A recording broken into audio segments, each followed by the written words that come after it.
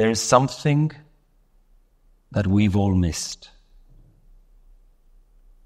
It's something that we don't get taught in our schools, in our places of work, in our families, in our homes, and unfortunately, even in our religious centers. And yet, throughout mankind's history, there have been what we can call spiritual teachers, elders, masters, and they've all been clear on what your purpose is for being here. Not just here today, but here in this form, in this life that you have. And what the spiritual masters have told us is that you are here to discover and to live the highest divine version of yourself and not the lowest animal version of yourself. And the spiritual teachers do call us animals. And sometimes spiritual teachers use this sort of language to shake us a little bit. Because you think, well, I'm not an animal. Are you not? Think about it. Animals also raise a family. Animals also develop their homes. They spend their day looking for what they need: food, shelter. They also contribute to their own community. How much more are we doing than that? We go to work, so we're contributing to society in some way. We build a home, we raise a family. We do all the things that we need to sustain ourselves. So what are you doing that's much better than an animal? There is one difference between you and an animal. I know you like to think that there's a lot of differences, but there isn't much. There is one difference. All the things that the animal does, there is no animal that has wanted more out of life. You and I are the only animal that knows that that's not enough. That's the difference. The animals, they're perfectly content raising their families and doing what they need to do. But you know that that's not enough. Every single one of us knows that there's something more. Is that right? What is that something more? That is why you're here. The spiritual masters have discovered what that something more is, and they spend all of their effort trying to illuminate that wisdom to us. And whether we're conscious of it or not, we know deep down inside that all those things that we do every day is not enough. But we pretend it's enough. Even though we know that there's more to life. To everyone else, if people ask, how are you? You pretend. You say, I'm okay, I'm fine. But we're not fine. So that's why I'm here today. So that we can share this wisdom. and hopefully help each other to discover something that is intrinsically true to all human beings, from every culture, from every place, and in every time. How do we know that there's something more? Because, unlike the animals, we're suffocating. Just like you take a fish out of water and it immediately knows that it needs to go back. You and I know. We don't know what it is that's missing, but we know something's missing. That knowing is an awareness of suffering. We know that there's something missing. Now, those of us today who are here, who are young, maybe in our teenage years, maybe in our early 20s, you have the same feeling that you're missing something in your life. But what you think is missing is called the future. So you think that I still have to build my life. There's something coming. I need to do all these things. I still haven't discovered what my job is, what my career is going to be. I don't know who I'm going to get settled down with, whether I'm going to get married. I don't know if I'm going to have children. I don't know where I'm eventually going to settle down. I might live in another country. So you think that there's all these things that you need to sort out yet. And those of us who are a little bit older, who have done all those things, we still know something's missing. And for us, what we believe is that all the problems in our life need to get sorted out. If only my finances get a little bit better. If only the people who are troubling me in my life, if they go away, if those problems get resolved. The thing that both of us are doing, the younger and the older generations, is we've convinced ourselves that tomorrow will be the answer. Am I right? Something needs to get sorted out tomorrow. That's where the masters have said, you've gone wrong. Tomorrow isn't the answer. There's always going to be a tomorrow, and there's always going to be another problem for you to solve. Even if you think that I just need this one thing to be sorted out, something else will come. So the masters are teaching us a different way to live. And this is what I want to share.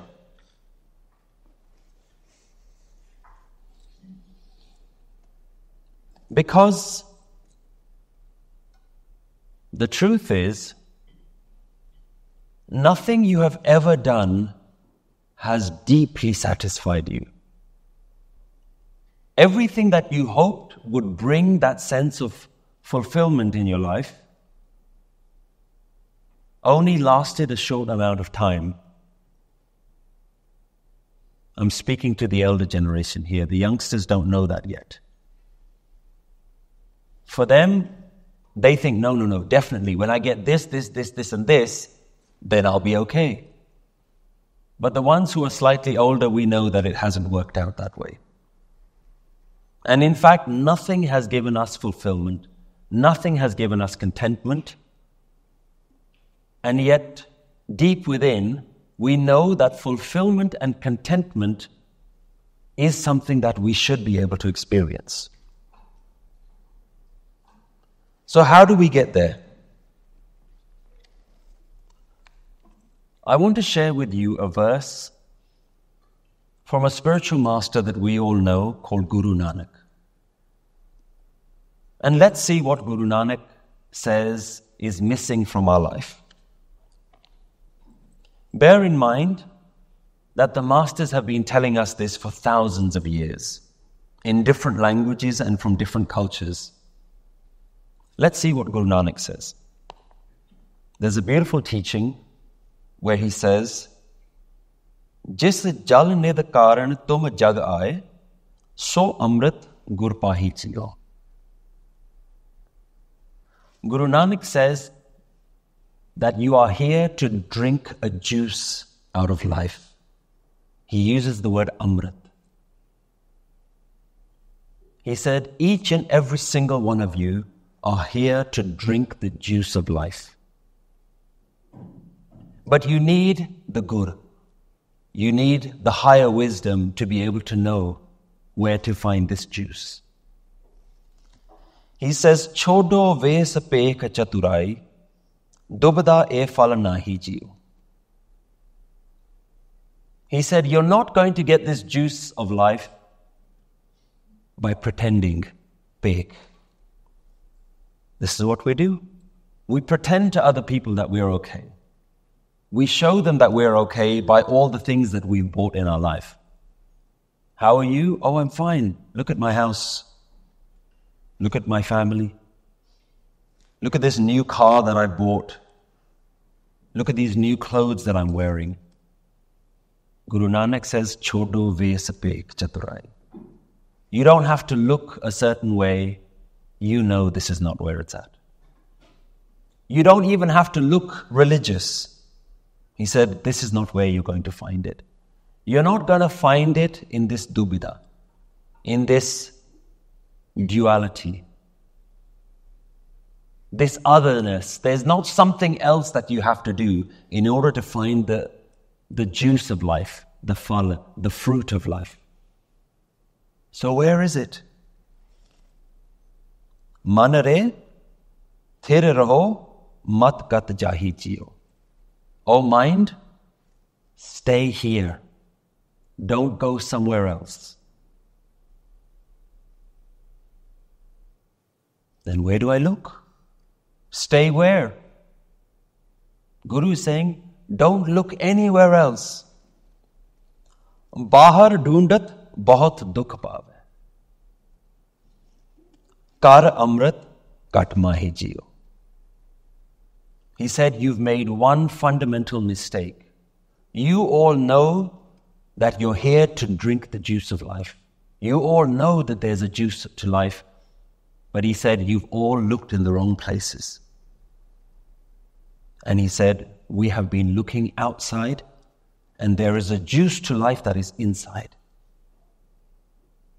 Now, what does that mean? What is this juice of life? What is inside? What do we need to look inside ourselves for when we know everything about ourselves? If you close your eyes, you said, I know what there is. There's pitch black darkness, and there's thoughts. Thoughts of the future and memories of the past. Frustrations come up, that things that shouldn't have happened. New ideas come up about things that could happen. What else is there? So we've convinced ourselves that there's nothing more to look inside. It's like if somebody tells you the answer is in that dark room over there, pitch black. And you go into the dark room and said, I don't know what you're looking at. There's nothing else here. It's pitch black. But the Guru is saying that we have lived our life in the wrong way. And we have known that something is missing, and the entire life we've spent not knowing where to look. And so maybe you might convince yourself, it might be in other people, but it's not in here. Maybe it's missing for me. Maybe there's a bug in the system, there's a defect. I've looked in here, there's nothing there.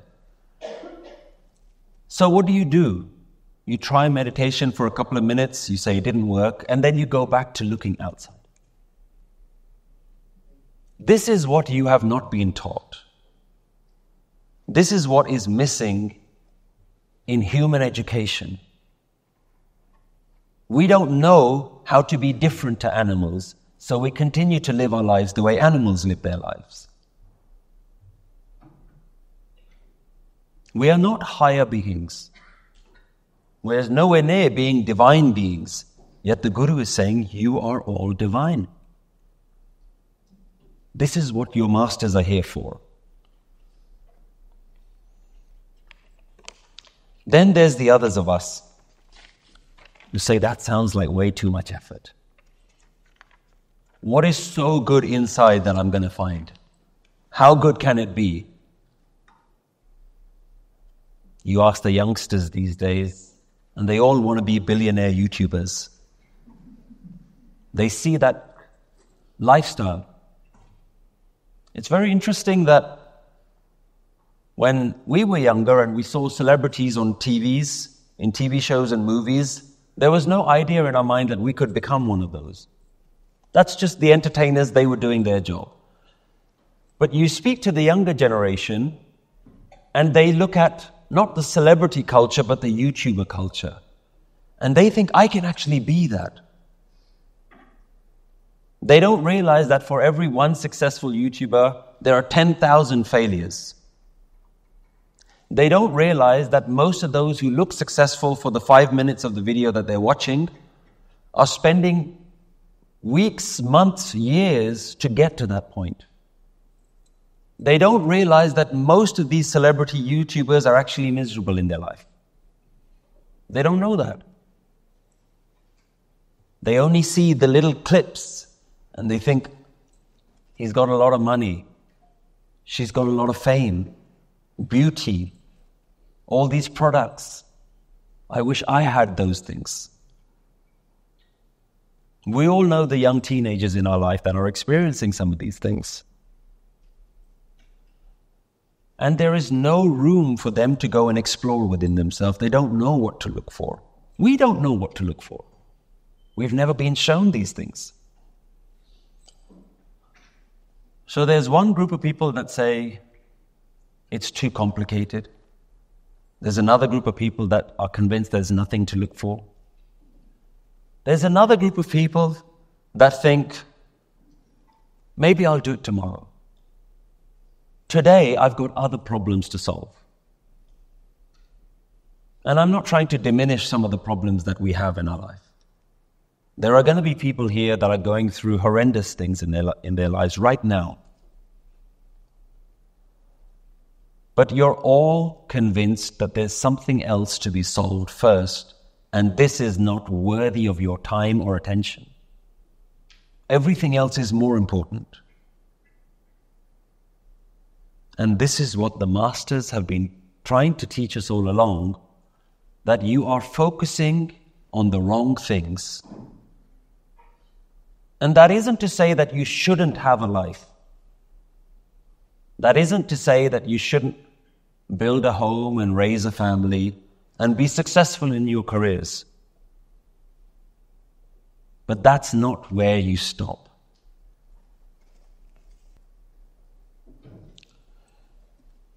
What the spiritual masters have wanted us to do is to change how we prioritize things. You and I have always prioritized the outside world. Let's do that first. But we know that that's left us feeling empty. There's something missing. That's left us in a state of turmoil. That's left us in a state of never being satisfied. And this is true whether you're religious or you're not religious. This is true whether you've been going to your temples for decades or whether it's something new to you.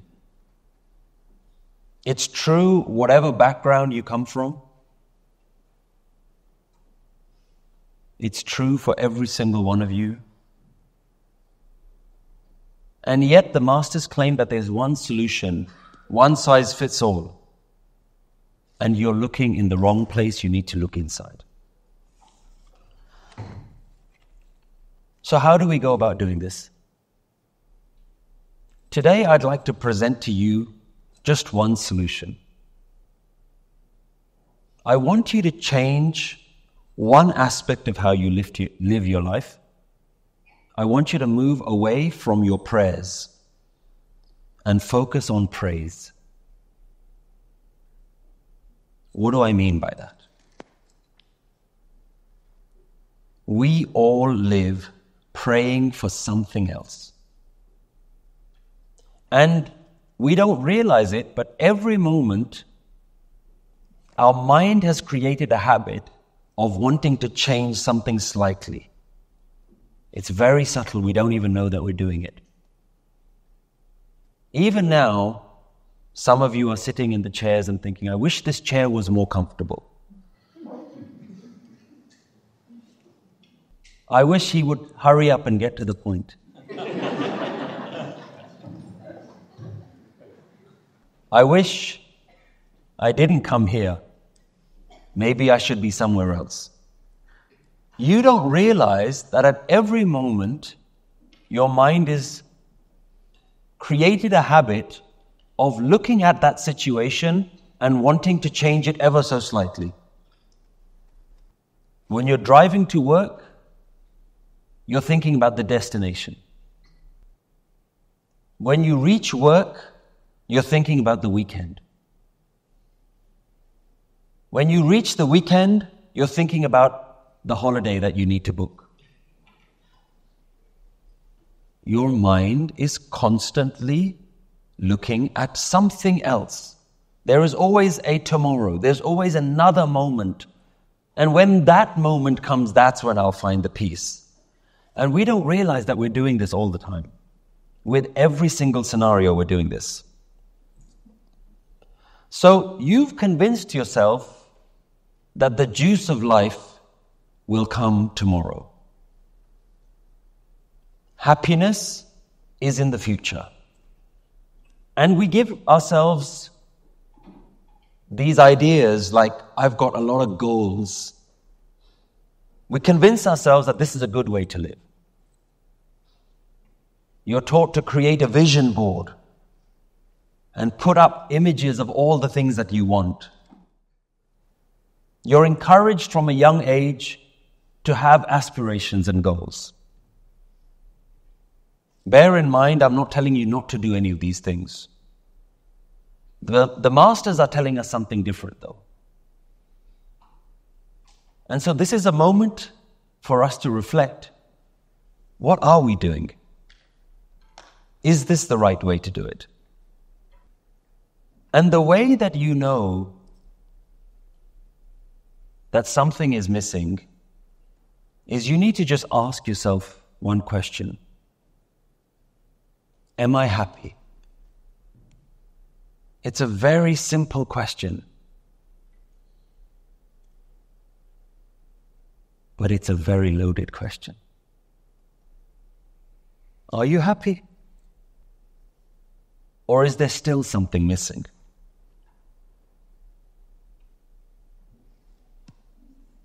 So what we've ended up with is something I call the pain-pleasure cycle. Deep down, we all know there's something missing. And so we experience a slight discomfort, a pain of some sort. And so we project an idea, oh, I'm uncomfortable, so let me go and solve this problem in some way. So we go seeking out pleasures. We get the pleasure, and then we experience a little bit of happiness, and then eventually that happiness fades. And then we want to solve that pain again, because a new pain arises. And what we don't ever contemplate on is the fact that this pain arises again and again and again, this discomfort. And again, we try and solve it by doing something else, something more. We don't look at the pain. We just immediately assume that there's something else that we need to solve. I know why. It's because this isn't working. It's because this person said this thing to me, or this scenario happened. Remember, I'm not here to diminish the problems that you're going through in your life. I know there are real traumas. But those traumas are not going away. There is always a new trauma. But there is a way to ride the wave of trauma. And this is what we are here to learn. Because if we don't learn this, what you're going to end up with is this uninspired, lackluster life that we're all living. And a painful question that we can ask ourselves is this what we imagined life was going to be when we were young? Is this what we wanted as children? Is this what we hoped for?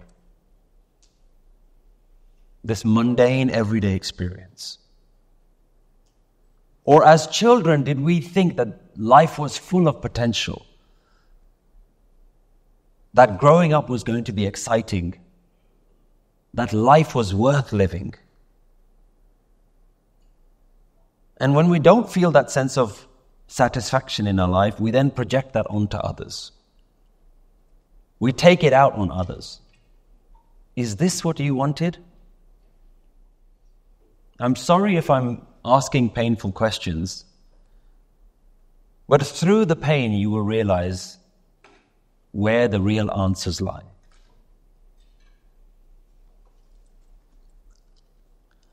So I want you to be aware that your prayers are the cause of your suffering.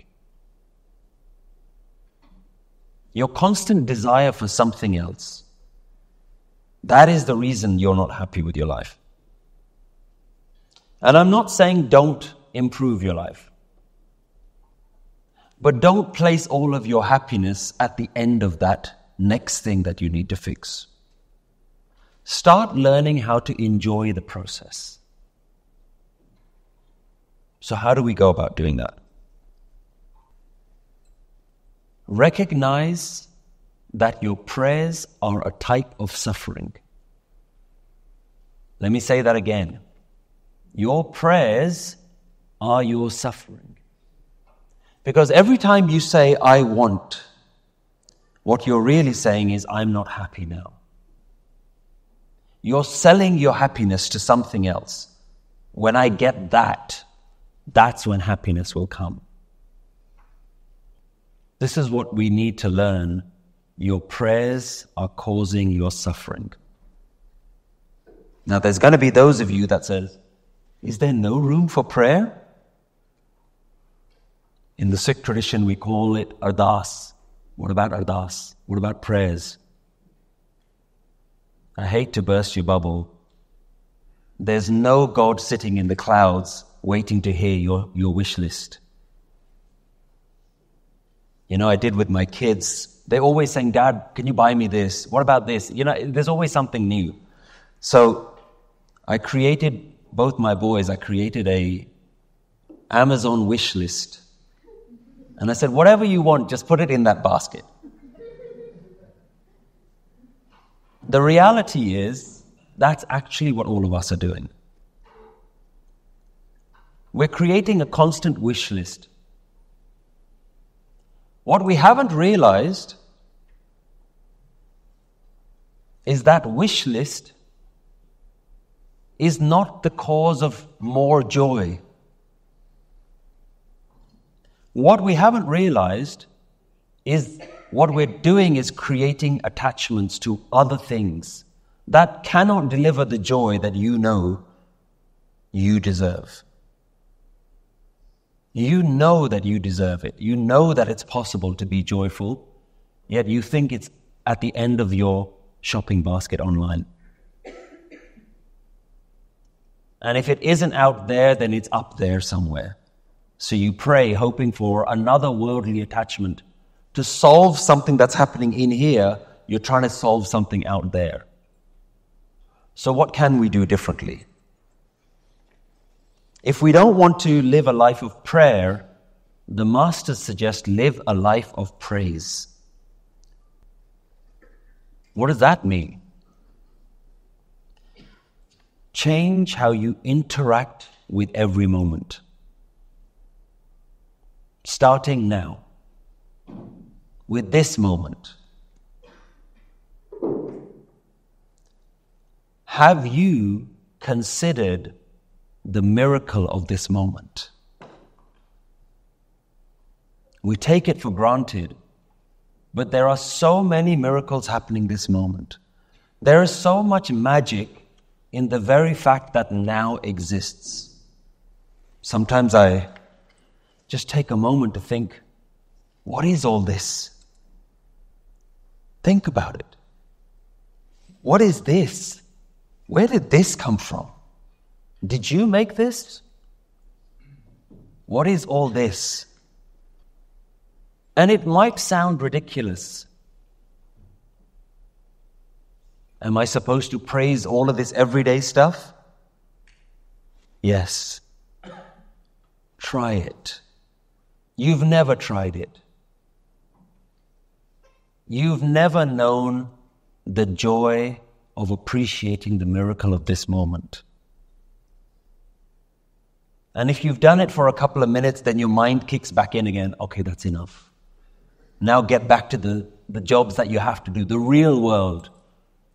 This is supposed to be the fake world. This is escapism.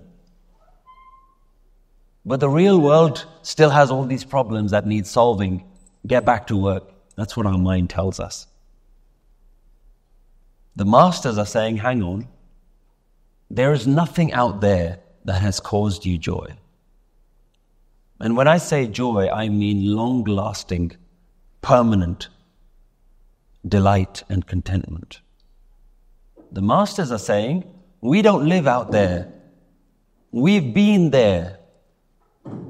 And we realize that real joy is here. This is where we live. We live here. You live out there. So how do we do this? What is the real practical advice?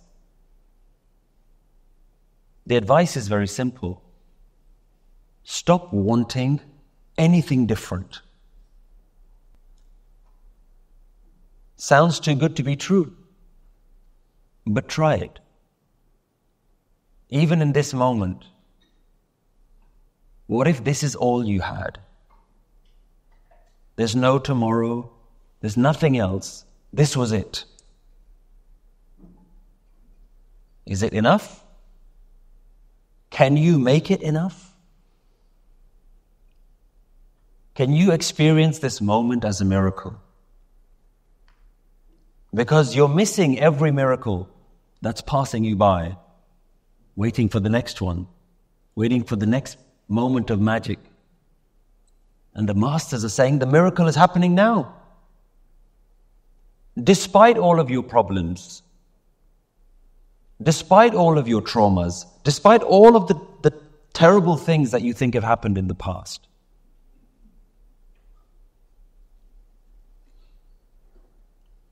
How do we see this moment as a miracle? You have to recognize what your mind does. Your mind has created a habit of missing all the miracles and only looking at the one thing that's missing. It's like when you lose a tooth and your tongue always goes to that bit. The rest of the time, your tongue never appreciated a mouthful of teeth. But when one is missing, then all of your attention is there. Or if you've ever cut your finger, all of your attention is there. Otherwise, you've never appreciated the beauty of having health. But when something goes wrong, your attention is there. That's what your mind is doing. Always fixating on the one thing that's missing. And yet, that is a habit that you've done so many times that you're not aware of it. It's time to start creating a new habit. And the new habit is to celebrate. Despite all of your traumas, celebrate. Create that as your habit. Now notice what your mind is saying. Oh, that sounds too difficult. What about this big problem? What about that? It might work for everyone else, but I have a real problem. Everybody's mind is saying that right now. It's too simplistic. I have a real problem that needs to be dealt with. And so you're going to go back out there and try to solve that problem again? How many times has that worked for you? When did you reach the point where you said, all my problems are solved? Anyone reach that point? All my problems are solved? Look around, folks. Whichever problem you solve now, there is no one in the room who has solved everything except the masters, except the spiritual masters. For them, all problems are solved. Whatever new problems come, even that is okay. So rather than placing your attention on the next gift, bring your attention to the giver of gifts, the life that is constantly providing for you. Focus your attention on what is, not what is not. You know, there's a very easy way to check where you are in your life. Just spend 2 minutes staring at yourself in the mirror. It's very difficult. Notice when you stare at yourself in the mirror, what do you see? All of this stuff starts coming up. Most of you can't look in the mirror for more than 10 seconds without genuine disgust. You can't stand to look at yourself. Not because there's something wrong, because all the negative thoughts start coming out. Because you know what's really going on inside. That's why I started by saying that we're pretending that we're okay. We're not okay. If you were okay, you could look at yourself in the mirror and you would smile. But you can't. This is the real trauma that's going on inside. You know, I did an experiment with my children. I asked them, where is happiness?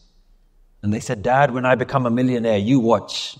When I grow up, I'm going to be so rich. I said, okay, good, go do that. And I said, so you want money? You think money is the thing that's going to make you happy? They said, yeah, Dad, definitely. I'm going to buy a big mansion. I'm going to have all these cars in front. I said, okay, money's going to solve that. Okay, fine. If I gave you $1,000, but in return, I said, give me one of your arms. And they had to think, oh, hang on. That sounds like a tricky question. I said, here, I'll give you $1,000. In return, you give me one of your arms. What would you say? They said, no. I said, okay, $10,000. Give me one of your legs. I said, no. I said, $1 million. $1 million, but you knew that you only had a week to live. They said, no. I said, 1 billion, but you wouldn't wake up tomorrow morning. And they, that number becomes a bit big. They said, hang on, wait. 1 billion? But they think about it. No. If you give me $1 billion, but I can't wake up tomorrow. So I said, hang on, are you saying that waking up tomorrow is worth more than $1 billion? And then the penny dropped. If waking up tomorrow was worth more than $1 billion to you, why aren't you over the moon every morning that you wake up? If it's worth that much to you, that no amount of money in the world is worth more than that, Why don't you feel the miracle of waking up in the morning? And like that, there are so many miracles that are happening right in front of your eyes. But we don't know how to do it. There are so many blessings. If you were to start counting your blessings, you wouldn't know where to stop.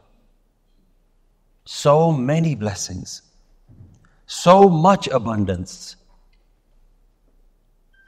And yet your mind has created a habit of ignoring all of them.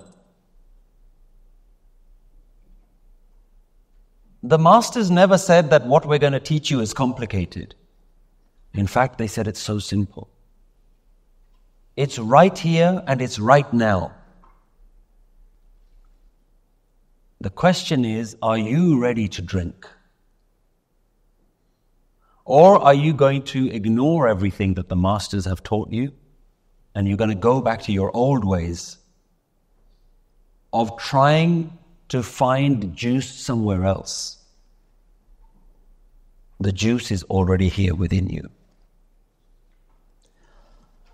But it's not enough to just know this theoretically. You really have to learn how to experience it, how to drink it, how to make every moment a moment of gratitude, a moment of praise. The solution is simple. Stop praying, start praising. And when you do that, you will realize that there is a sacred way to live every moment of your life.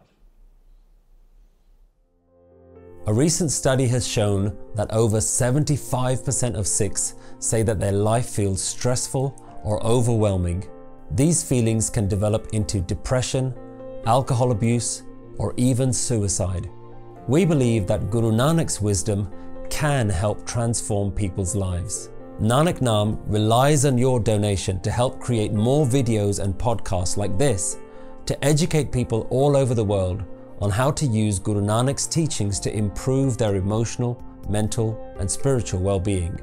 Set up a monthly donation today and help change someone's life. Visit nanaknaam.org/donate.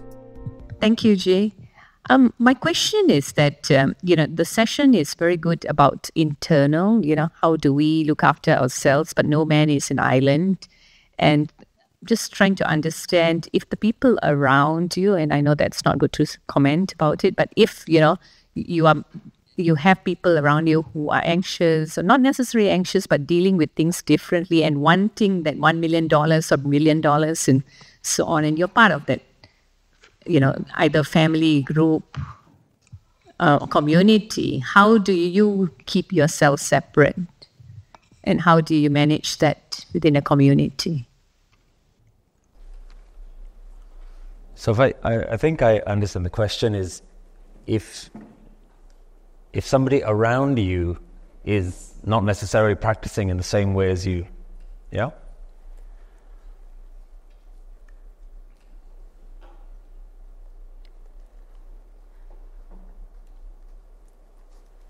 The most important thing when you practice is, what is the outcome of that practice?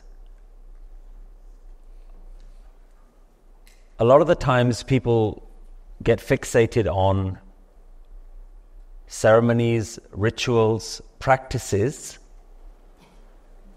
and not on the outcome. So the question you have to ask yourself is, am I first demonstrating that what I'm practicing is transforming my life? And once that transformation is clear, it starts to have an impact in how you deal with yourself, how you deal with everyday scenarios, and how you deal with other people. You have to first be a beacon of change. When the people around you can see the positive changes that are going on within you, You don't need to try to convince anybody else to change. You simply need to be your own beacon of light. Now, there are times when there are people around you who challenge us, who confront us, who press our buttons, and they know all the right buttons to push. And we sometimes fall back into our old ways, and we retaliate, we react. There's a beautiful teaching from the Sikh tradition that says, "Jeko nind kare har jan ki, apna gun na gawave." If somebody criticizes a spiritual saint, a servant of the divine, they don't lose their good qualities. They don't compromise on their qualities. No matter what the other person says, you do not waver from your commitment to inner peace. That is something that only you can control. You cannot change everybody else. You cannot even control the circumstances and the environment around you sometimes. If you can get away from those who are not a positive influence in your life, then you should. But sometimes you can't. So then you have to go within yourself. You have to look within yourself. Am I being that beacon of light?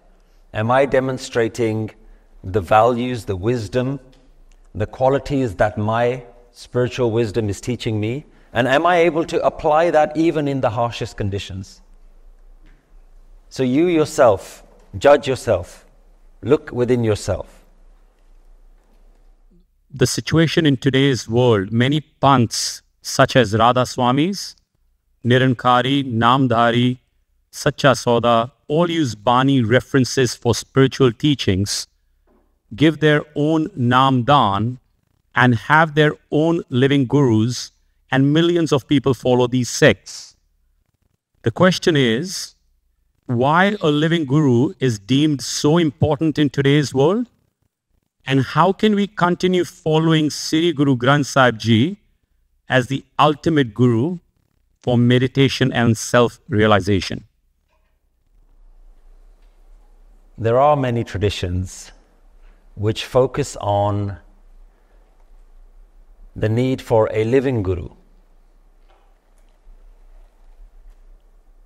I laugh at that term because it implies that the spiritual wisdom is dead and that you need a living master to bring that alive. There is only one higher truth. I do not subscribe to this idea that there is a Sikh truth and a Hindu truth and a Christian truth and a Muslim truth. If it is true, then it is true for everyone, for all people, in all places and at all times. So when Guru Nanak is talking about a truth, he's not talking about a belief system that is his own version of the truth. It is the ultimate truth. And if there is one ultimate truth, then there is one ultimate wisdom that brings you to that truth. In the Sikh tradition, that ultimate truth is oneness. It is made clear that that ultimate truth is that there is one living, spiritual, divine essence that exists in all people. That is the truth. And the Guru is any wisdom that brings you back to that. Where you get that wisdom from is irrelevant. As long as it takes you back to that original source. If somebody is able to explain it to you in a way that makes it easier for you to understand, in a language that you understand, fine. Go there. Take that wisdom there. But as long as that wisdom is taking you back to that higher truth and not just aligning you with one group, don't be reliant on one person, one leader. The real truth, the Guru, is the ultimate wisdom. And you should be confident to align yourself with the truth rather than the individual who brings you that truth. Guru Gobind Singh Ji goes as far as saying in the Chaupai Sahib, Aad ant eke avtara, soi Guru samjhiyo hamara. That one divine essence who has been there from the beginning and will be there till the end, that is my Guru. He doesn't align with any one religious script, doesn't align himself with any teacher. He's saying that divine essence is my teacher. There's a beautiful shabad that says, Pati tore malini pati pati jiyu. It's referencing a gardener. The word malini is a gardener. And it says, you're breaking these flowers in your garden and going and placing them in front of a dead idol. He says, Puli malani hai eho, Satgur jagata hai deo. He said, this gardener, this kind of person is mistaken. The very thing that is alive, you're killing it and going and putting it in front of a dead stone idol. He says, you don't realize that your Guru is alive in every single one of these beings. Pati pati jiyo. Every single one of these flowers and plants is alive. It's bursting with aliveness. And he says, the wisdom of that aliveness is in all of those things as well. So, your Guru isn't dead. The Guru can never be dead. Higher wisdom can never be dead. This higher wisdom is aligned with the higher divine spirit. That divine spirit is the thing that's keeping you alive. How can it be dead? It's the one that creates us. It's the one that sustains us. And the wisdom of that is embedded within itself. So go anywhere that takes you back to that original source. My question was this: with everything going on in the world at the moment, it's hard not to see negativity when you see death and destruction, and you see not just the suffering, but the partisan negative discourse in everyday life, not just politics, but the assumption that if someone doesn't agree with you, they must be wrong. How do we go about combating this in our everyday lives because of the anxiety and the negative feelings that it brings along with it? That's a beautiful question. Thank you so much. The question is, when there's so much negativity in the world, when there's so much destruction, pain, suffering going on in the world, and when there's so much division in the world, how do you manage? What can the spiritual wisdom teach us? One of the most important lessons that the spiritual wisdom teaches us is when you take a step back and you recognize the magnitude of creation, the grandeur of it all, it does a very important thing for us. It humbles us. When we are within our ego, we are inflated. We are focusing on our self-importance. And it is that self-importance that we project onto others when we conflict with them. And so when you're arguing with someone, when you're looking down on someone, when you're saying that they're wrong, what you're really saying is, I'm right. Notice that the spiritual wisdom tells you to avoid all criticism. Avoid any gossip. Avoid criticizing others. Because even when you're criticizing someone else behind their back, what you're secretly saying is, at least I'm not like that. And so you're inflating your ego again. You're inflating your sense of self-importance.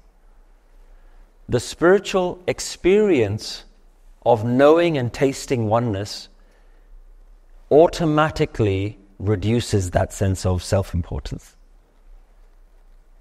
So much so that when you see oneness in everything, that you see the divine beauty even in the worst things. When we talk about oneness, we still struggle with looking at that oneness in everything. We still have this Santa Claus figure of some God in the sky.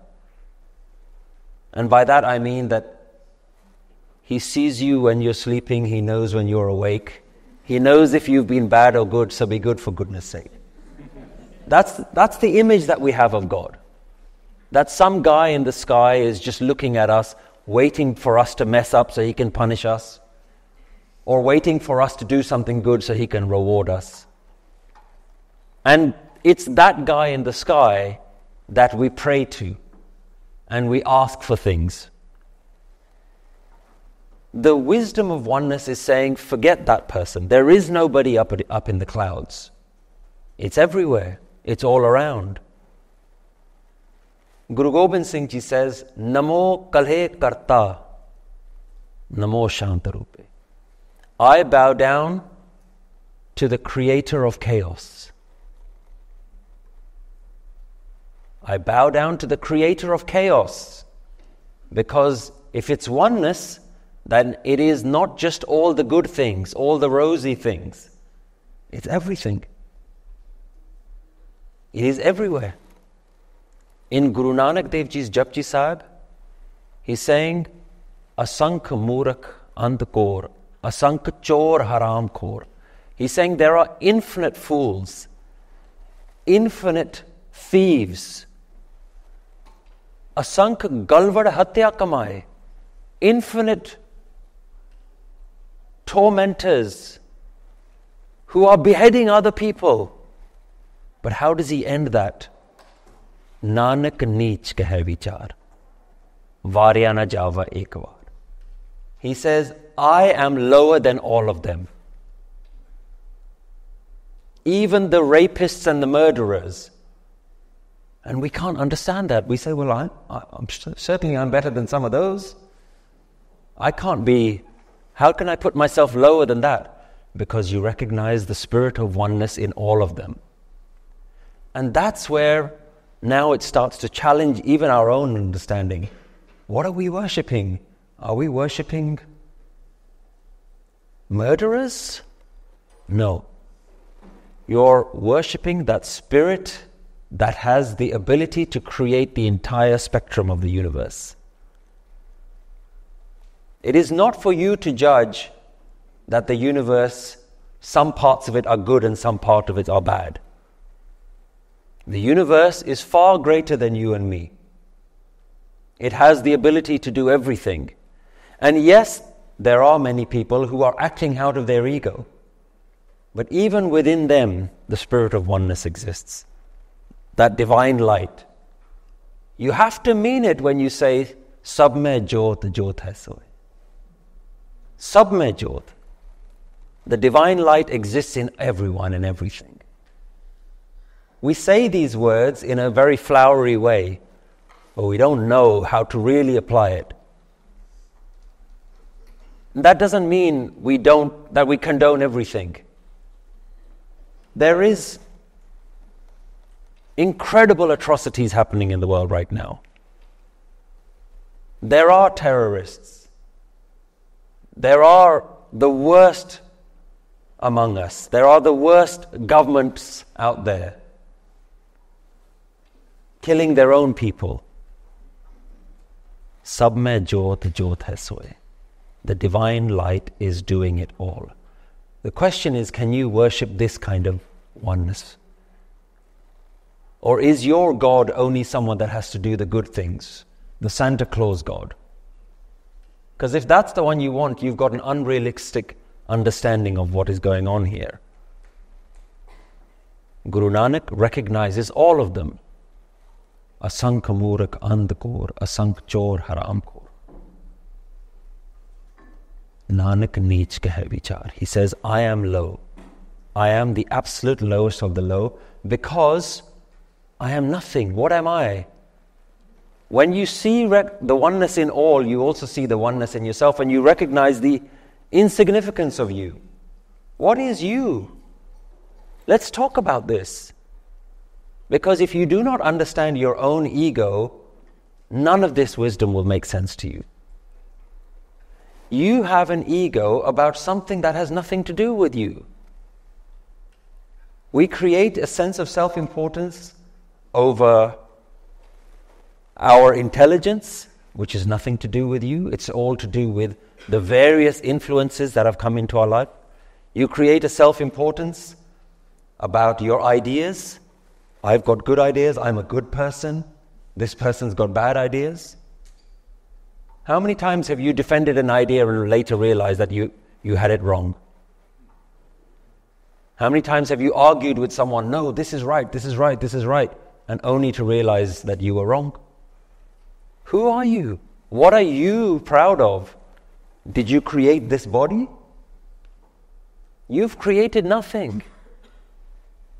And once your own spiritual practice can show you the stupidity of your own sense of self-importance. In the Buddhist tradition, there is a laughing Buddha.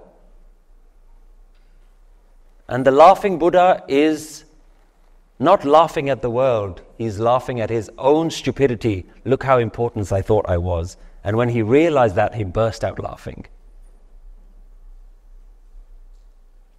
So, focus on your humility. Focus on not criticizing everything that's going on around us, but actually criticizing the ego that thinks it's better than everyone else. So my question is, following on just what you said, I really struggle with that concept of the divine oneness, because isn't this divine oneness going to judge me when I die, weigh up my goods and bads and decide who I'm going to be or what I'm going to be reincarnated as in the next life? So that divine oneness sounds really organic.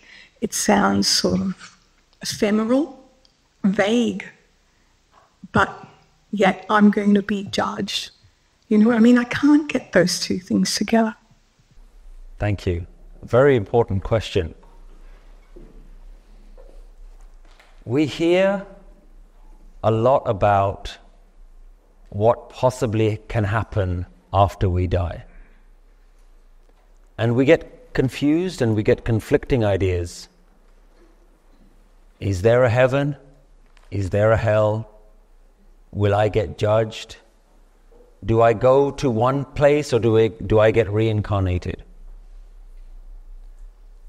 I take a different interpretation on that. I openly say I have no idea where I'm going to go when I die, nor do I have any idea where I came from before I was born. Nor do I have any interest. If I'm not going to remember it, I'm not interested.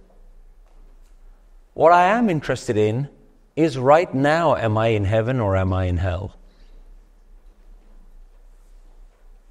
I don't know what this oneness is going to do. There are certain things that are beyond our understanding. Where did we come from? Where do we go when we die? But right now, the only question you have to concern yourself with is, am I in heaven in this moment? Because this world has the ability to be a heaven for you or a hell for you. Which one do you want to be in?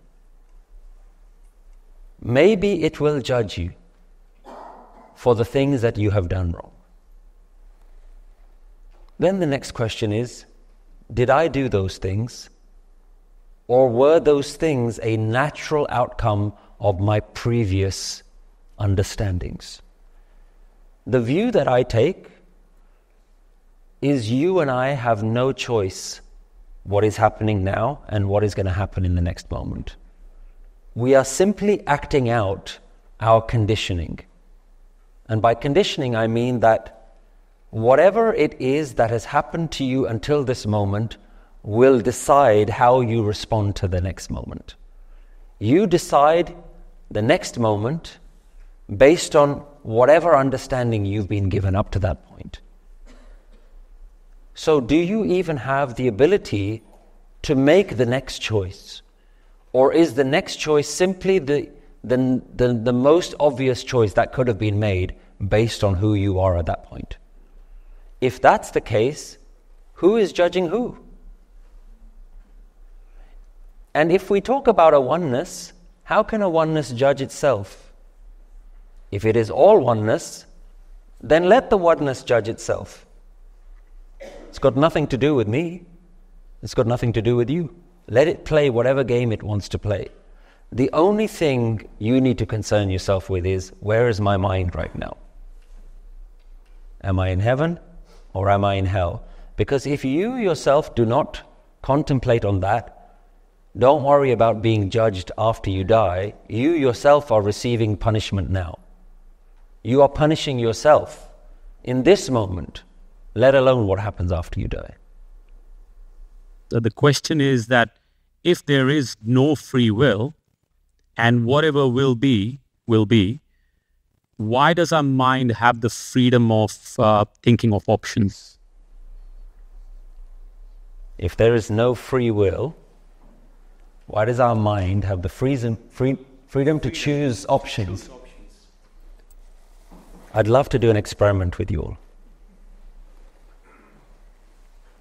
I'm going to give you some options, and I simply want you to choose one of those options. Don't overthink it.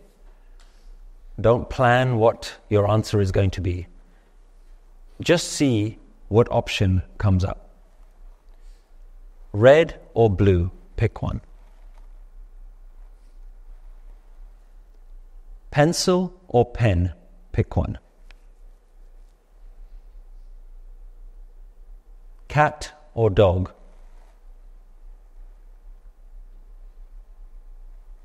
Apple or orange?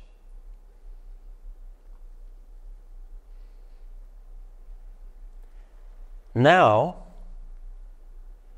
I want you to notice not which answer comes up, but how an answer comes up.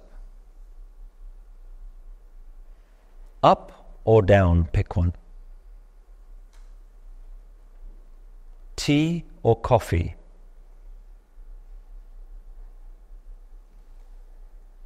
Young or old? Hot or cold?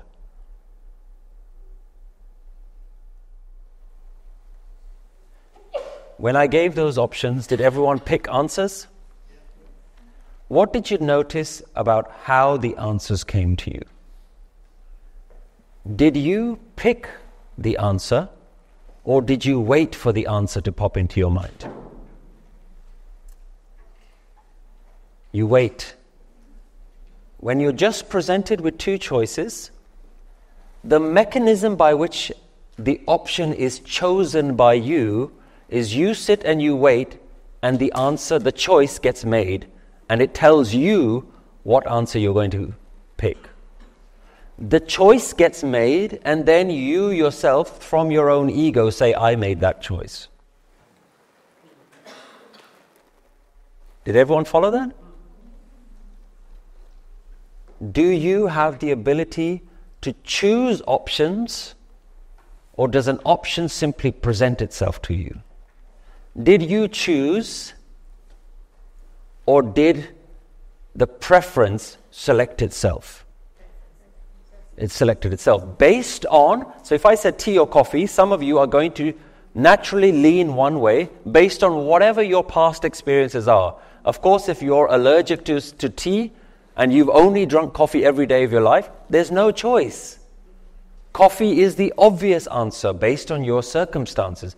Based on your past, how you respond to your choices is simply a matter of all of your conditioning coming to this point. You could never choose the one that you don't like, because all of your conditioning has taught you that that is the right answer. So the other one will never be chosen. So do you choose? And once you begin to self-introspect, this is why the answers are with you. You've got to spend a bit of time here. Once you begin to see the nature of your own thoughts, you realize you have not made a single choice in your life. Think about this word free will. The question is, if we don't have free will, how come I choose options? Free from what? Free will from what? When we say free will, we're saying either God chooses or I choose. And my ego doesn't like the fact that life chooses everything for me, so I want to choose some things. I am free from the oneness. I am free, I am independent. And it is an illusion. And this isn't just spiritual babble. There is more than enough research papers in psychology now that has proven that free choice is an illusion. And if you're looking into it, look at things like determinism.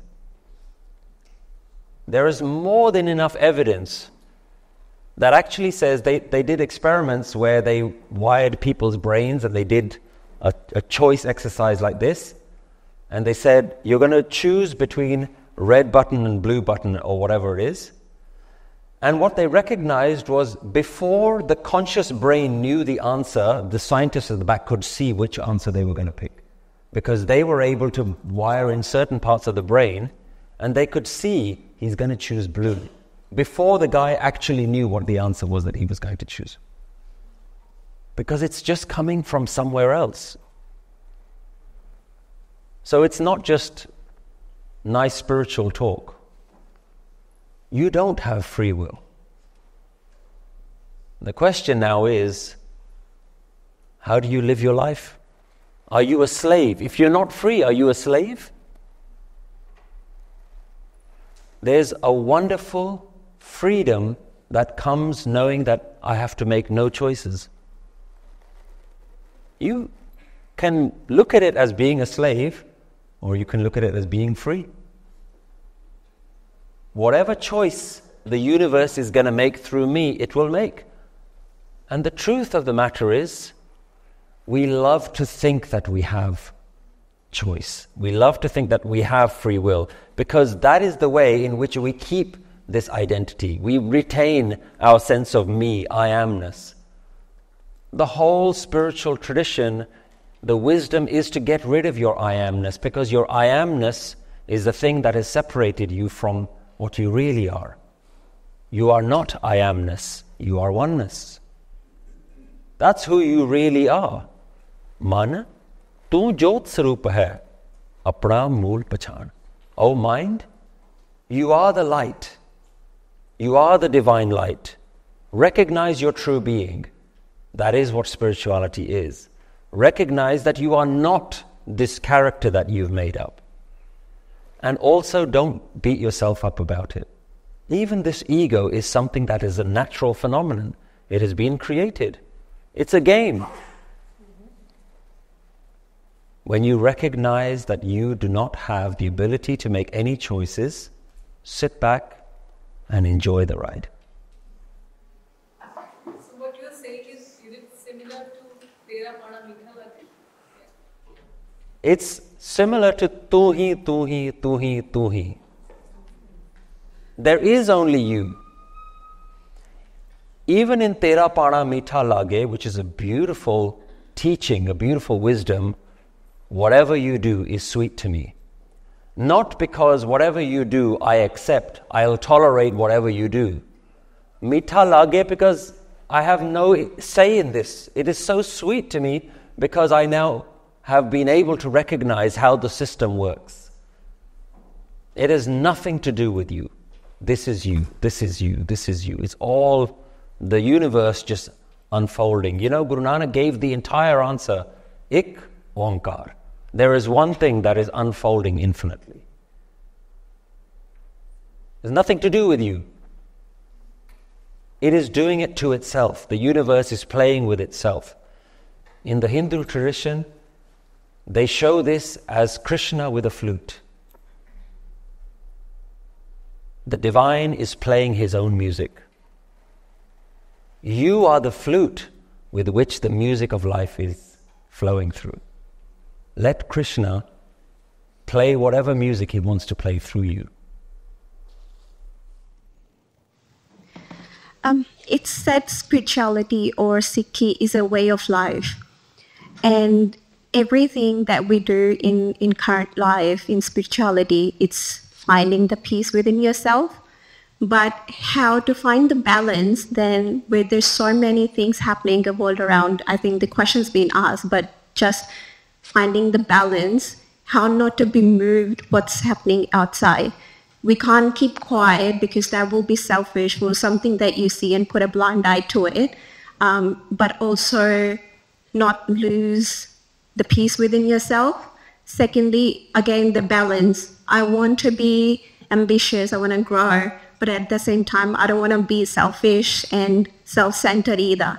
How to find that balance to live that way of life that spirituality is talking about. So the question is, when there's so much going on in the world, do we just sit back and be peaceful? How do we avoid that leading to laziness where we don't do anything and we just allow the world to continue and we don't contribute in any way? We don't get moved enough that we stand up for something that we believe in. This question doesn't need you to do anything. When you are moved enough, based on your conditioning, you will act. And the example that I think that works quite well. If you, as a grown adult, are walking down the road and you see 2 5-year-old children fighting with each other, at that moment, do you have the ability to intervene and do something about it? You do. Nature has created the system and the scenario in that way that you are moved enough to do something about it and you are empowered enough to do something about it. So you do. You have the wisdom, you have the ability, you have the passion to do something about it. So you do. It isn't a choice. You step in. If somebody was to come and attack your child, you don't have to figure it out whether you should or you shouldn't. You have the ability, you have the motivation to do something, and you naturally do. If you are 5 years old, walking down the street, and you see 2 grown adults fighting, do you have the ability to do something about it? Most likely not. Because the way that situation has presented itself is that you might have the motivation to do something, you might feel like you should do something, but 2 grown adults, you're a child, you don't. You don't have to figure out what you have to do, what is right and wrong. Your conditioning will tell you what is right and wrong. And when your conditioning moves you enough that you say, now enough is enough, I have to stand up, even that is not your choice. Even that is that spirit of oneness moving you, because that is the way that game is being played at that moment. So continue to observe the world as it is. When it pains you enough, you will do something about it, by whatever means you can. And if simply doing something about it means educating others about it, you'll do that. Sometimes we feel heartache because there's so much atrocities going on that we feel like somebody should do something, but we feel helpless. We don't know how to do anything about it. But you can do whatever small steps you can do, because you feel so helpless that what is my contribution going to be? How am I, maybe sitting on one side of the world, going to have the ability to change major catastrophes going on around the world? you don't have to question whether you can or you cannot act. Whatever you do, be motivated by your peace though. Notice that spiritual masters have not always just sat in a cave and meditated. When they were motivated to help, they stood up. So much so that they picked up the sword and said, now is not the time for inaction. Now is the time for action. But while they're doing those things, they are still in a state of peace internally, even though externally they may have to do quite difficult things.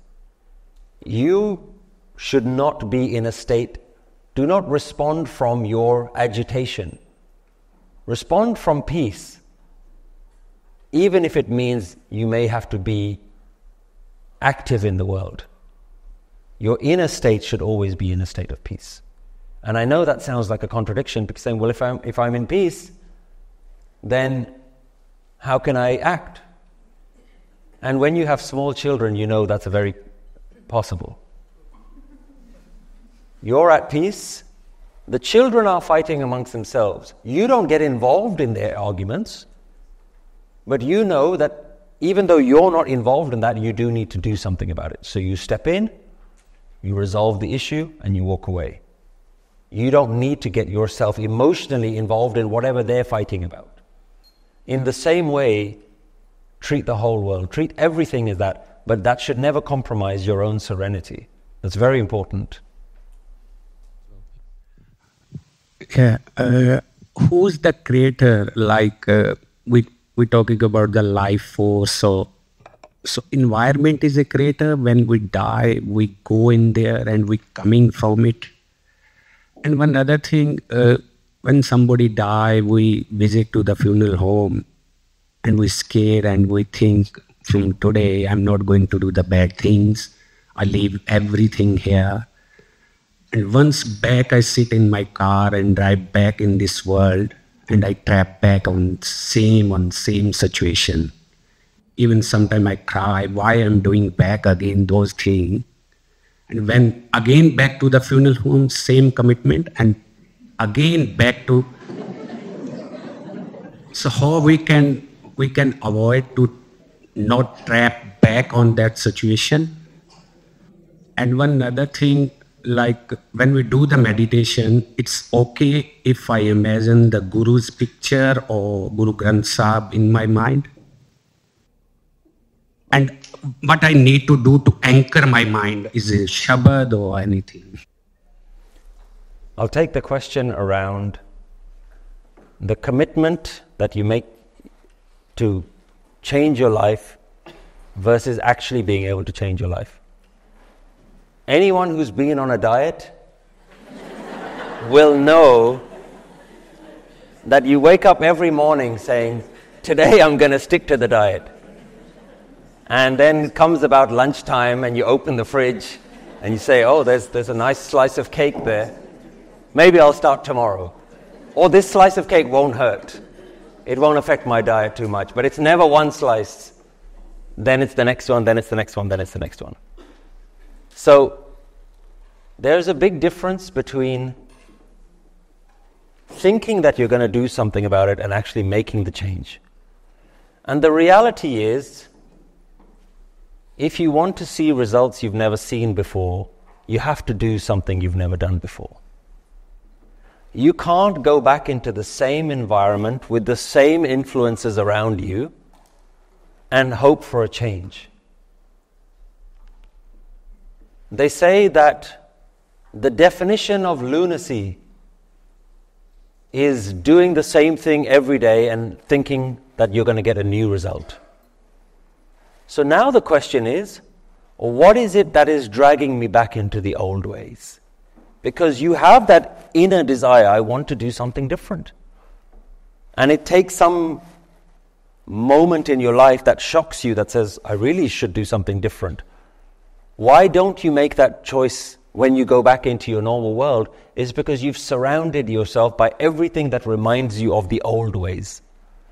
So you have to make some active choice. Going back to the diet analogy, stop buying the cake.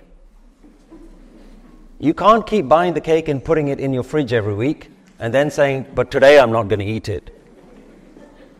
And the same thing is about what is influencing. What are you surrounding yourself by every day?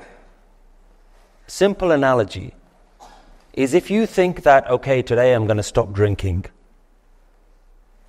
but you go back to your same circle of friends and they're doing the same thing, you're going to fall back into those ways. The temptations are too strong. And the way the mind works is because the mind, remember, these aren't choices. These are simply responses that your mind comes up with. If your mind has made the same choice again and again and again, then eventually it becomes a habit you don't even choose.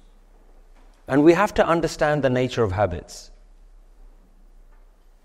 And the way that I like to think about it is, if you go to a new place of work, usually you find that if you're working in an office and it's your first day there, the company will assign someone and say, this guy will tell you where everything is. So you get shown around the office and they show you around and say, okay, these are where the fire exits are, these are where the bathrooms are, this is where the kitchen is, and there's a coffee machine there. You can just press this button and you can get your coffee every day. So you say, okay, that sounds good. So the next morning comes and you think, maybe I should try this new coffee machine. And you go and you make it, oh, there's too many choices, I think I'm going to choose that one today. I'm going to choose cappuccino today. You go back the next day, you say, oh, I know where it is now, I'm going to go, I'm going to pick that one, have a cappuccino today. The third day, the fourth day, what's happening is that decision-making process is becoming quicker and quicker, easier and easier, because you're surrounded by that same scenario. And then you've been doing that for such a long time that you go into work today and somebody tells you the coffee machine's broken and you're agitated. You say, I can't start my day without my coffee. What's happened? Something that was a decision at one point has now not become a decision, it's just become automatic behaviors, it's just become a habit. They say that a habit that you can't say no to is called an addiction. That's the definition of an addiction. When you can no longer say no. Even in your mind you say, I shouldn't do it, but you can't do it.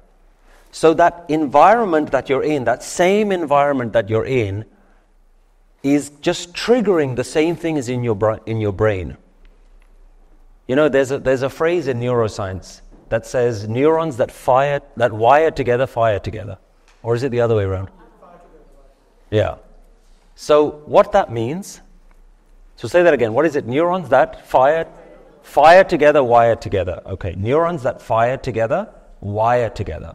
What that means is every day you go to the coffee machine and your brain makes a connection that says, coffee machine means I need to make a coffee. So your brain literally wires the coffee machine with the habit of making a coffee. So every day you see that coffee machine, you don't make a choice. Literally your brain has made that connection. Those cells are literally wired together. So you see it, you do it. You see the same friends, you act in the same way. You see the same cake in the fridge, you act in the same way. You have to actively change your surroundings in order to really make a change. It can't just be an idea that you have. You have to really make some of those difficult choices. This is why the wisdom teaches you about the word sangat. Sangat is a very important word. It means your influences, that which you surround yourself with. And we like to think that our influences are just the people, but really everything is influencing us.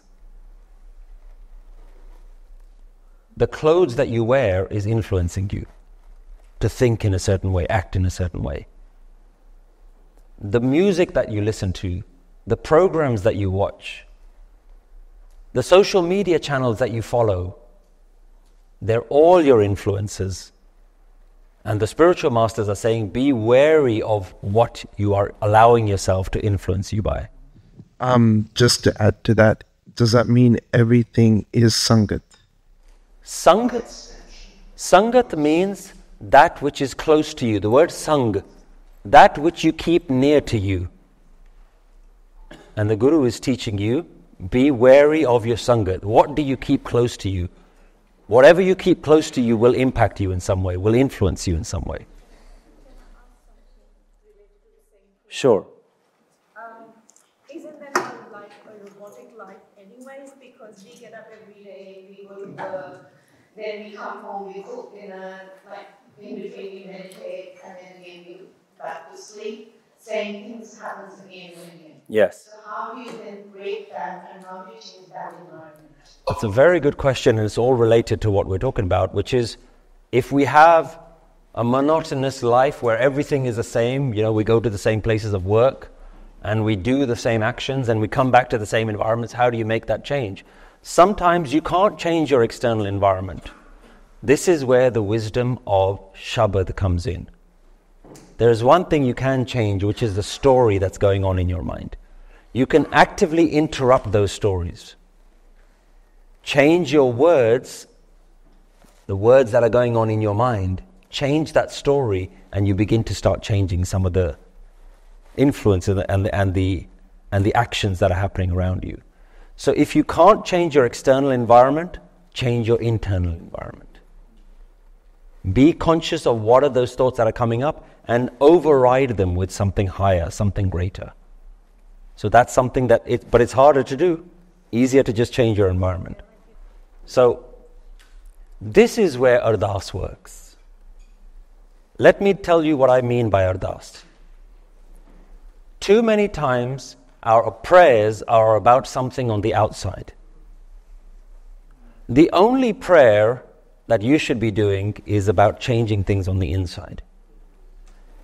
Every day, if at the beginning of every day and at the end of every day, you made a declaration out to the universe saying, today, let me not get angry. Just stick to one. Don't wish for hundreds of different things. One thing. Wake up every morning and let's say anger. Your anger is something that you want to change. Today, universe, please do not let me get angry. Same prayer at night. Same prayer the next morning. Same prayer at night.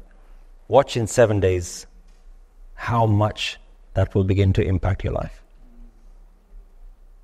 Because it's focused. It's one thing. It's not about, please don't let the other person get angry. You can't pray for somebody else. They have to make their own change. You have to be your own change. But focus it, and that works surprisingly fast. When you just stick to one prayer, which is about you and an action that you want to take. And don't dilute it with anything else. Every morning, every evening, make the same prayer. See how quickly that change will come. Because now you've brought that habit right to the forefront of your mind. You're literally confronting it every morning, every day. If you want to add another step, by the end of every day, have a little think. Did I get angry today? Oh, I got angry at that bit. Tomorrow I'm going to be aware of that.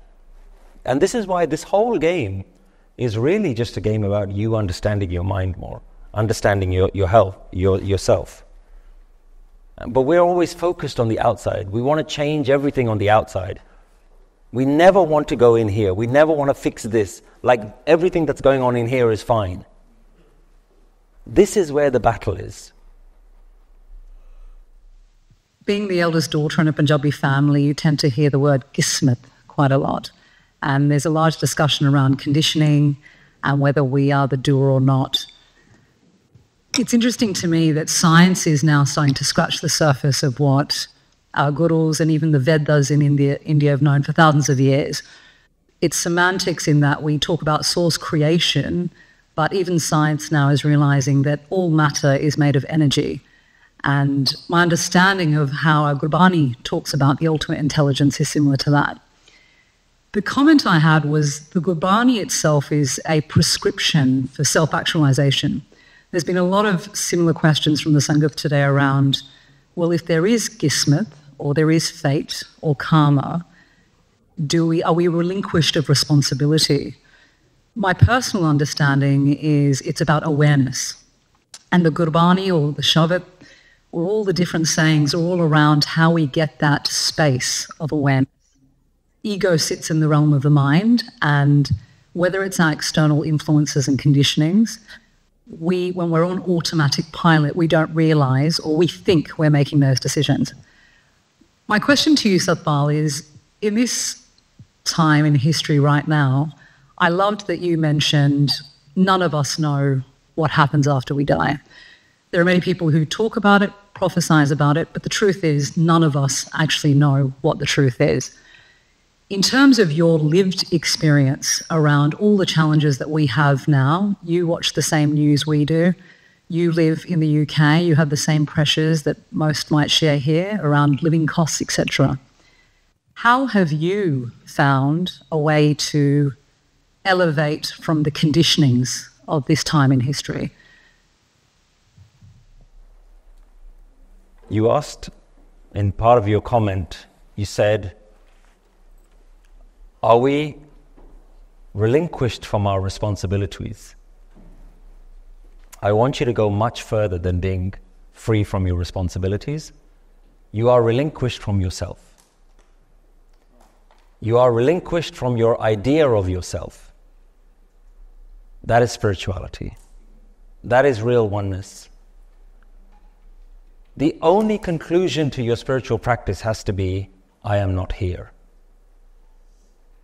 When you are not here, you are very comfortable with whatever this body and mind is going to do next.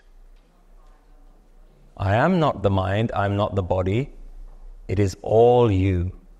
And I love all of these questions, but really the only question is, am I here? As long as I am here, I'm not connected. The wisdom teaches us, जब हम होते तब तू नहीं, अब तू ही मैं नहीं. As long as I am here, you are not here. When you are here, I cannot be here. And a very simple analogy is two people can't drive the same car at the same time. Who's driving? Are you driving or is God driving? As long as you're driving, come up with all the questions that you want. Am I this? Am I that? Will I go here after I die? This, that? How do I do this? Surrender then. Actually, that might be a more pointed, accurate question.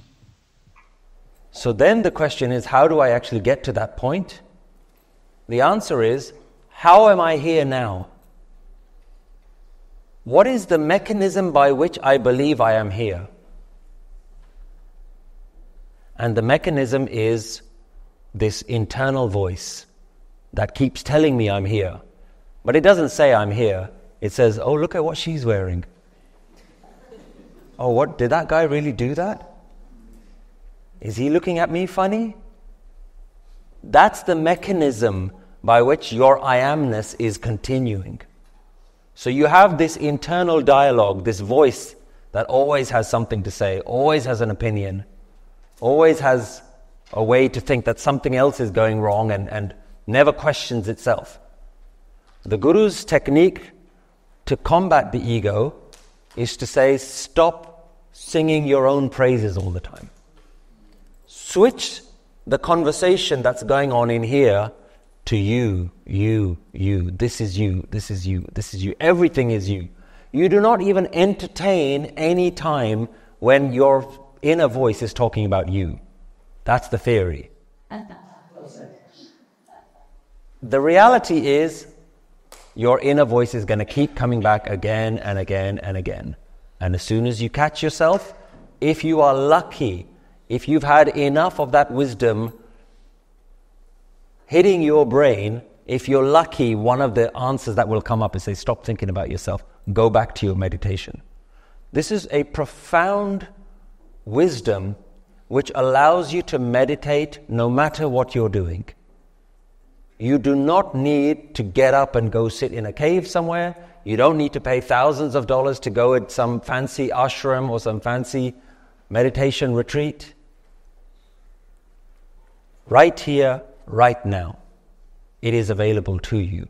The only thing is, can I switch the dialogue that's going on within myself?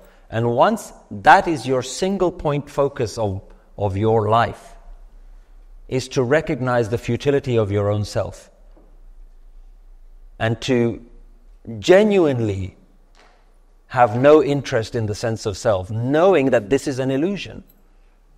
To genuinely want to reconnect, not with some other thing called God, but with the reality of what this is. This is genuinely not me. I did not make this body.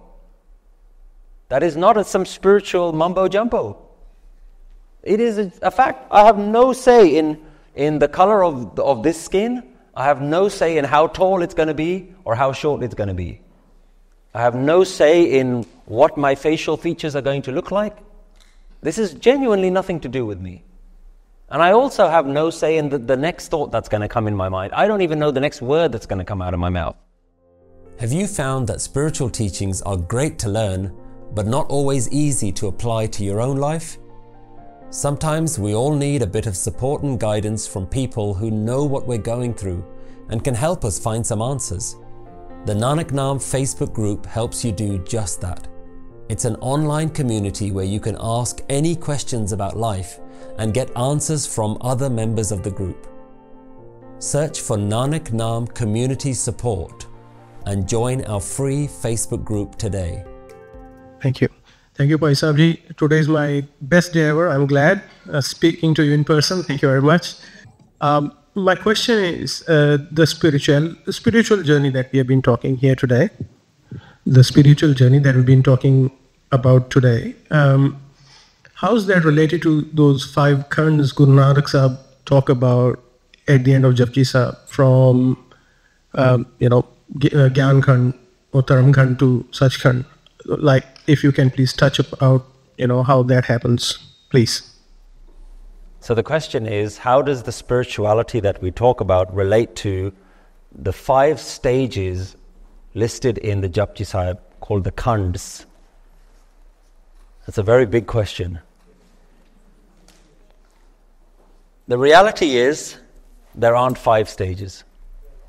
There's only 4. If you go through my Japji Sahib series, it goes in detail what all of them are. What it talks about is 4 stages of development. The first stage is that you are placed here. That's called Dharam Khand. You are here already. The first step is already taken for you.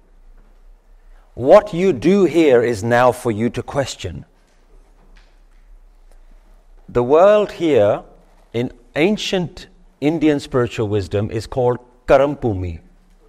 The world is a place where you continue to do actions, and based on those actions there will be consequences. So the very first question is, am I doing the right action? So that's where you start to begin to question your life. What am I doing? Am I doing the right thing? Am I not? That's stage 1. To just that moment of self-reflection, because we talked about how life is quite robotic.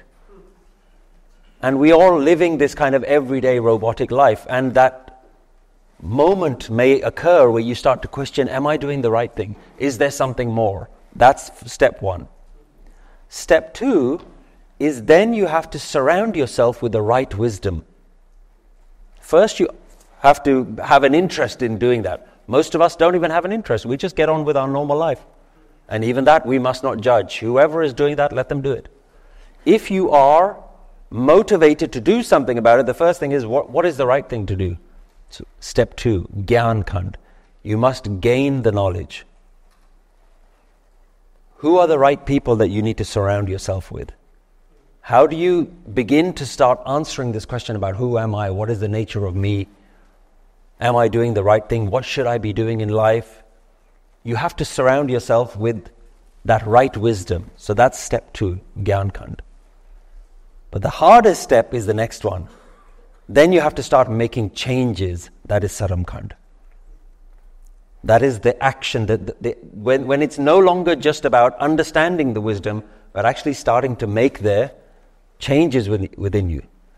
And Guru Nanak says, Tithe kadiye surt mat man budh in Dharam Khand. The third stage is where, kadiye is a very interesting word. It's like you having a pestle mortar. It's being ground down. Your thinking, your intellect, your wisdom, all of your thinking is starting to be changed.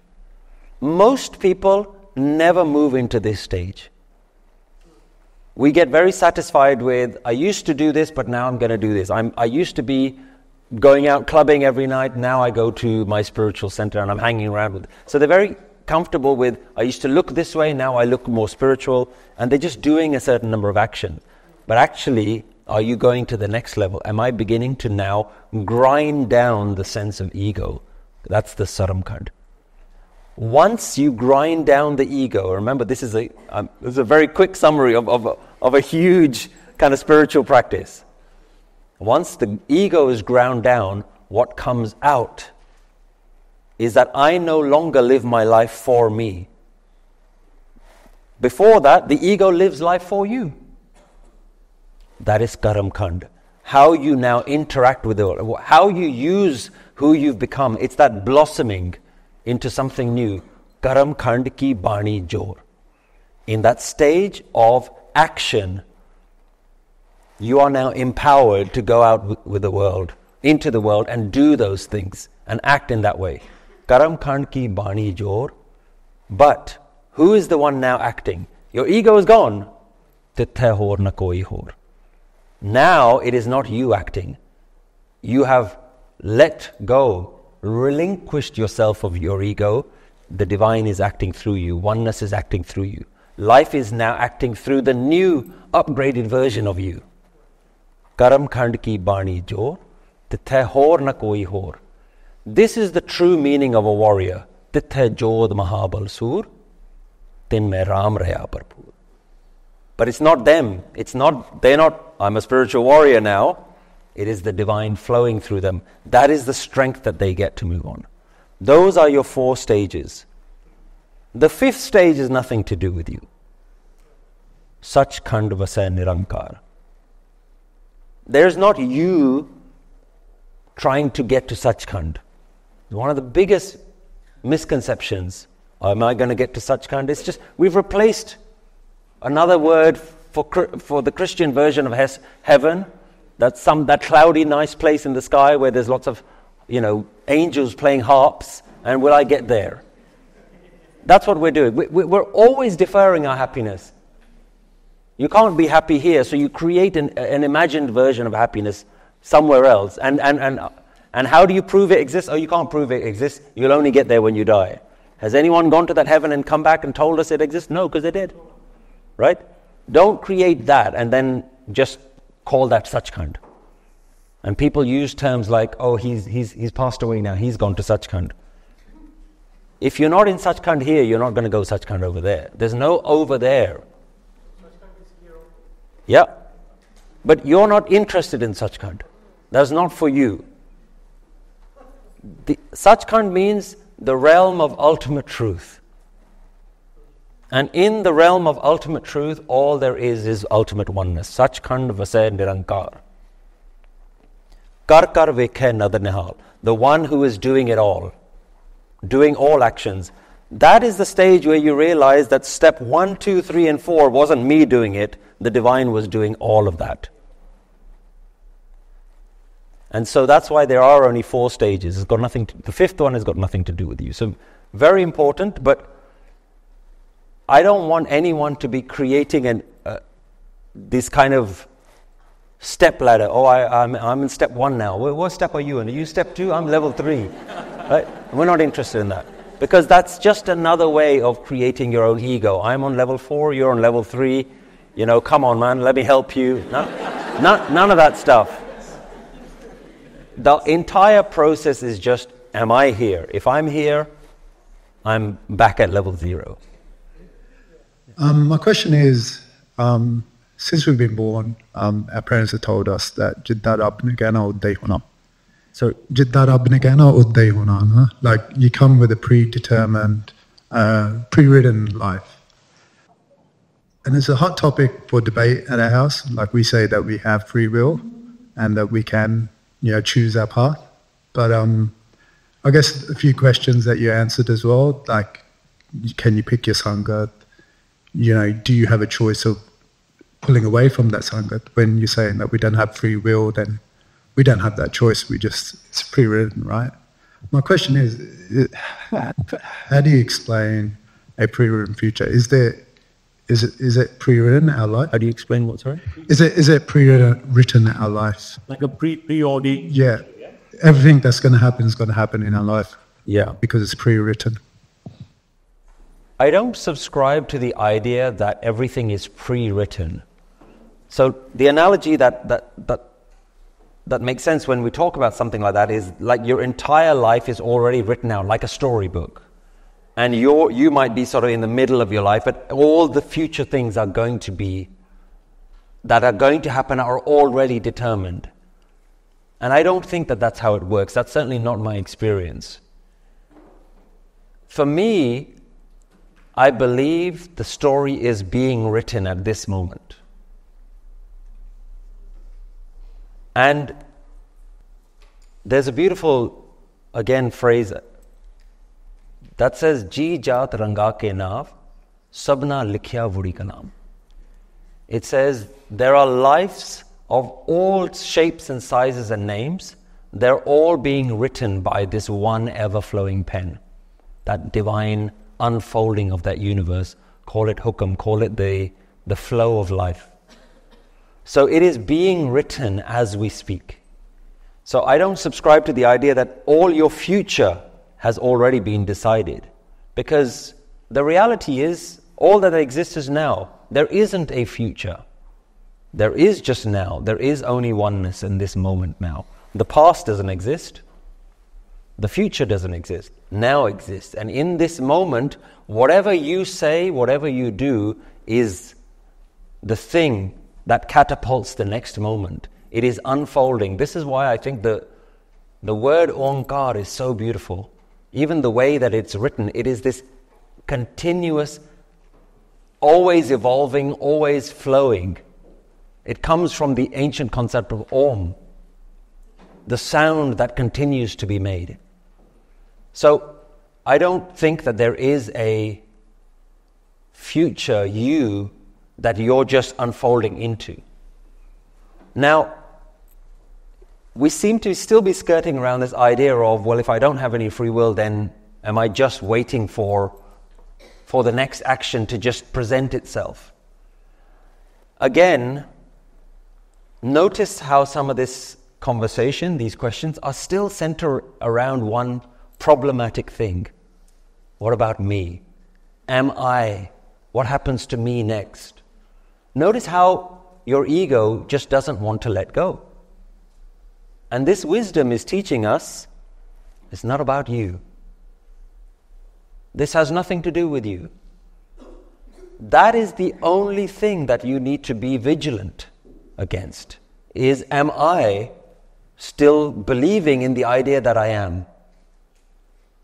And the answer is always going to be yes. Your mind always wants to retain the ego.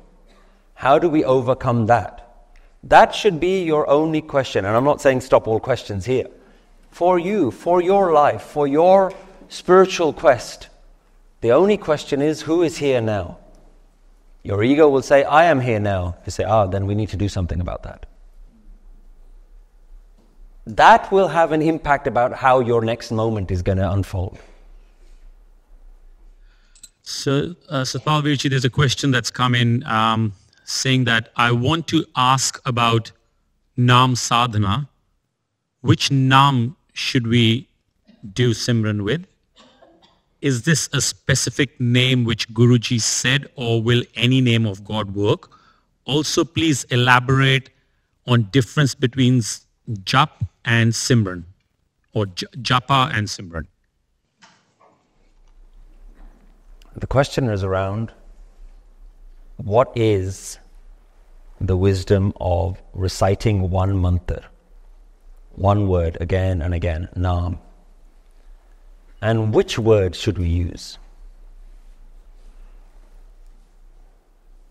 The question is something that you have to ask yourself.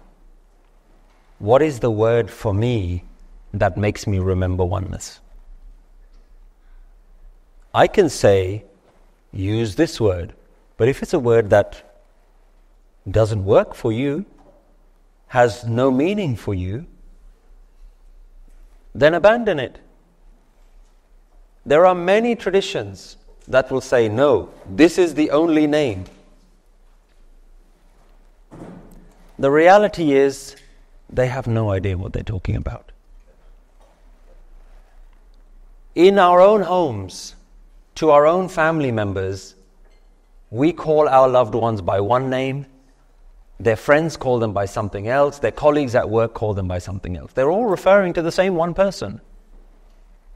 When you're happy with them, you call them by one name. When you're angry with them, you call them by a different name. It's still the same person. You're not changing that. But in that moment, that is the name that works for you. So why should you limit yourself to just one name?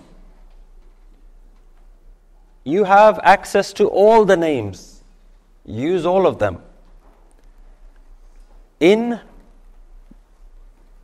the Jap Sahib, Guru Gobind Singh Ji goes through so many different explanations. But he starts by saying that I don't really know what name you have. In the middle of the Jap Sahib, he says that you are aname. You have no name. But in the end, he does something beautiful. In the Jap Sahib, if you notice at how many different verses that he chooses, he stops at 199. Because he shows that in the end, this thing can't be completed. There's always a missing name. In Islam, they say there are 99 names for God. Because there's always one name that you can't quite put your finger on. That Guru Nanak very beautifully calls the true name, Satnam. The very fact that it is its own name. Its very presence, the very truth of isness, the truth of this moment is its own name. There is no name that you can put to the very truth that this moment is. Oneness is, life is. What you want to call it whatever you want, but this thing has no name. So, if it has no name, pick whichever name works for you. Now the question is, what shall I do with that name? And then that's the second part of the question is, what is the difference between japa and simran? And the difference is simply one is active and one is inactive.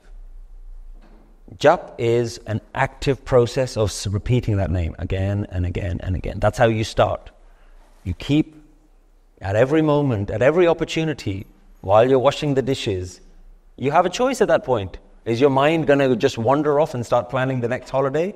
Or can you be meditating through that process? Can you recognize the God of that moment by using that active process of repeating that name?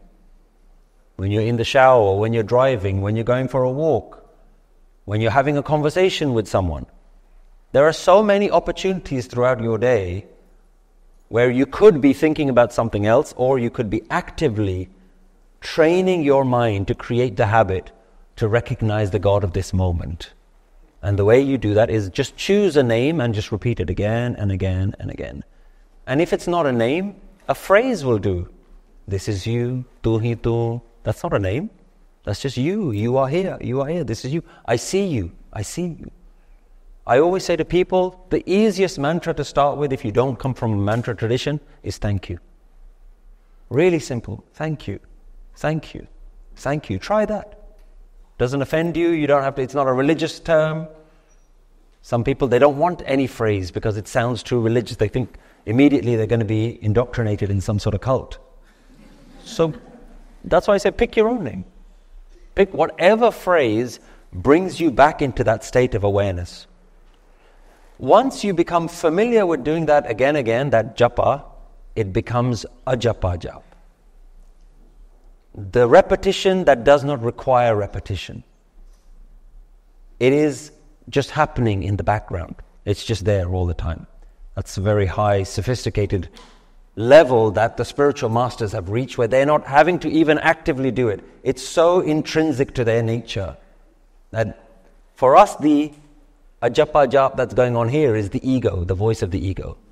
The constant remembrance of I amness is going on to the point at which you don't even notice it. It's just so, it's so intrinsic to who you are. The masters have reversed that. They've worked so actively at removing the sense of self and actively creating this awareness of oneness that it now becomes second nature to them. That's ajapa jap, where you just remember all the time. That is Simran. Simran means to remember. Remember without remembering. But it starts with that active process. What I love about this wisdom is it doesn't ask anything else of you. It doesn't care what you look like. It doesn't care what gender you are, what background you are. It doesn't care how many years you've been religious or not.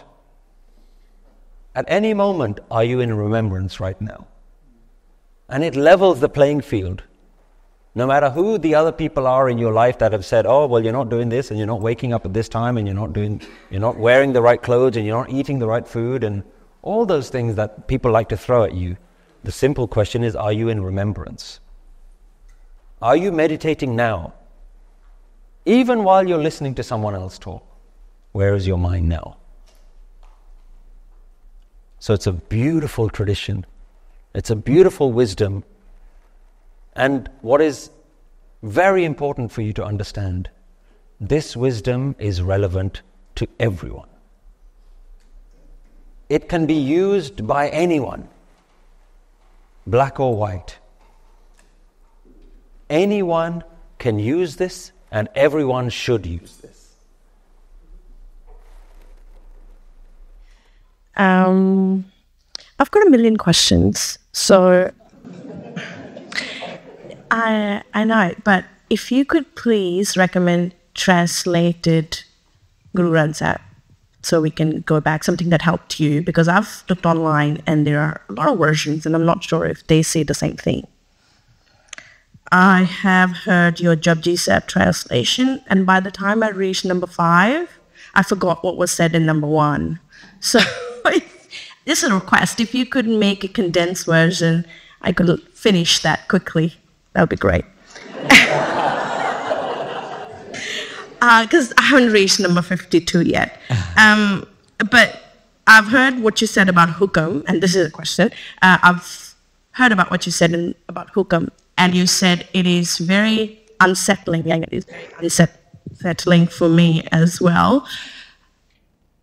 To think that the hukam is not just the good, but also the good and the bad and the ugly.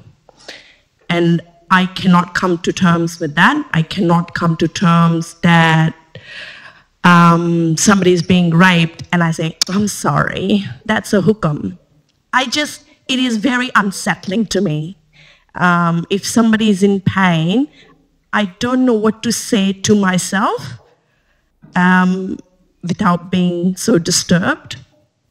And also, I don't know what to say to them to give them or help them with any kind of peace, if that's possible. You know, I'm sorry if it upsets anyone, but that is very, very personal. No, thank you. That's a really important question. You said that when you watched the first video and got to the 5th, you forgot what the first video was. I actually forgot what the first question was.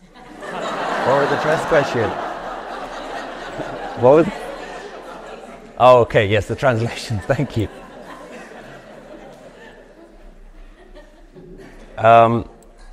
First question is what translations of Gurbani of Guru Granth Sahib do I use or do I recommend?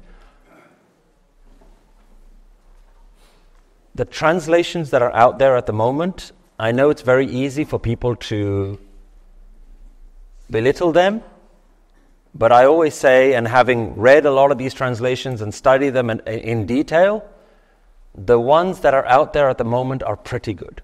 I say they're about 90 to 95% good. There's always going to be some nuance that they miss out on. There's always going to be some things that they get wrong. But for anyone who has no background in reading it in the original language, please use the translation. You're going to get most of the wisdom. So the standard translations that are there at the moment are highly recommended. Definitely use them. Once you become familiar with those and you want to take it to the next level, I find the best translations are not in English. The best are actually explanations within Punjabi themselves. And so for those, Professor Sahib Singh I would highly recommend, because what he does is something very interesting, is that he not only translates things, well, he doesn't translate, he explains in modern, everyday sort of Punjabi language. If you're able to read it, highly recommend always looking up any shabad with those. But he also provides a word-by-word breakdown. And that's a very good way to start learning Gurbani in a way that you can now read verses of the shabad and you can see where the English translations have gone wrong, because you're so familiar with some of the deeper meanings within that. If you want to take it to another level, I would recommend the Farid Tika.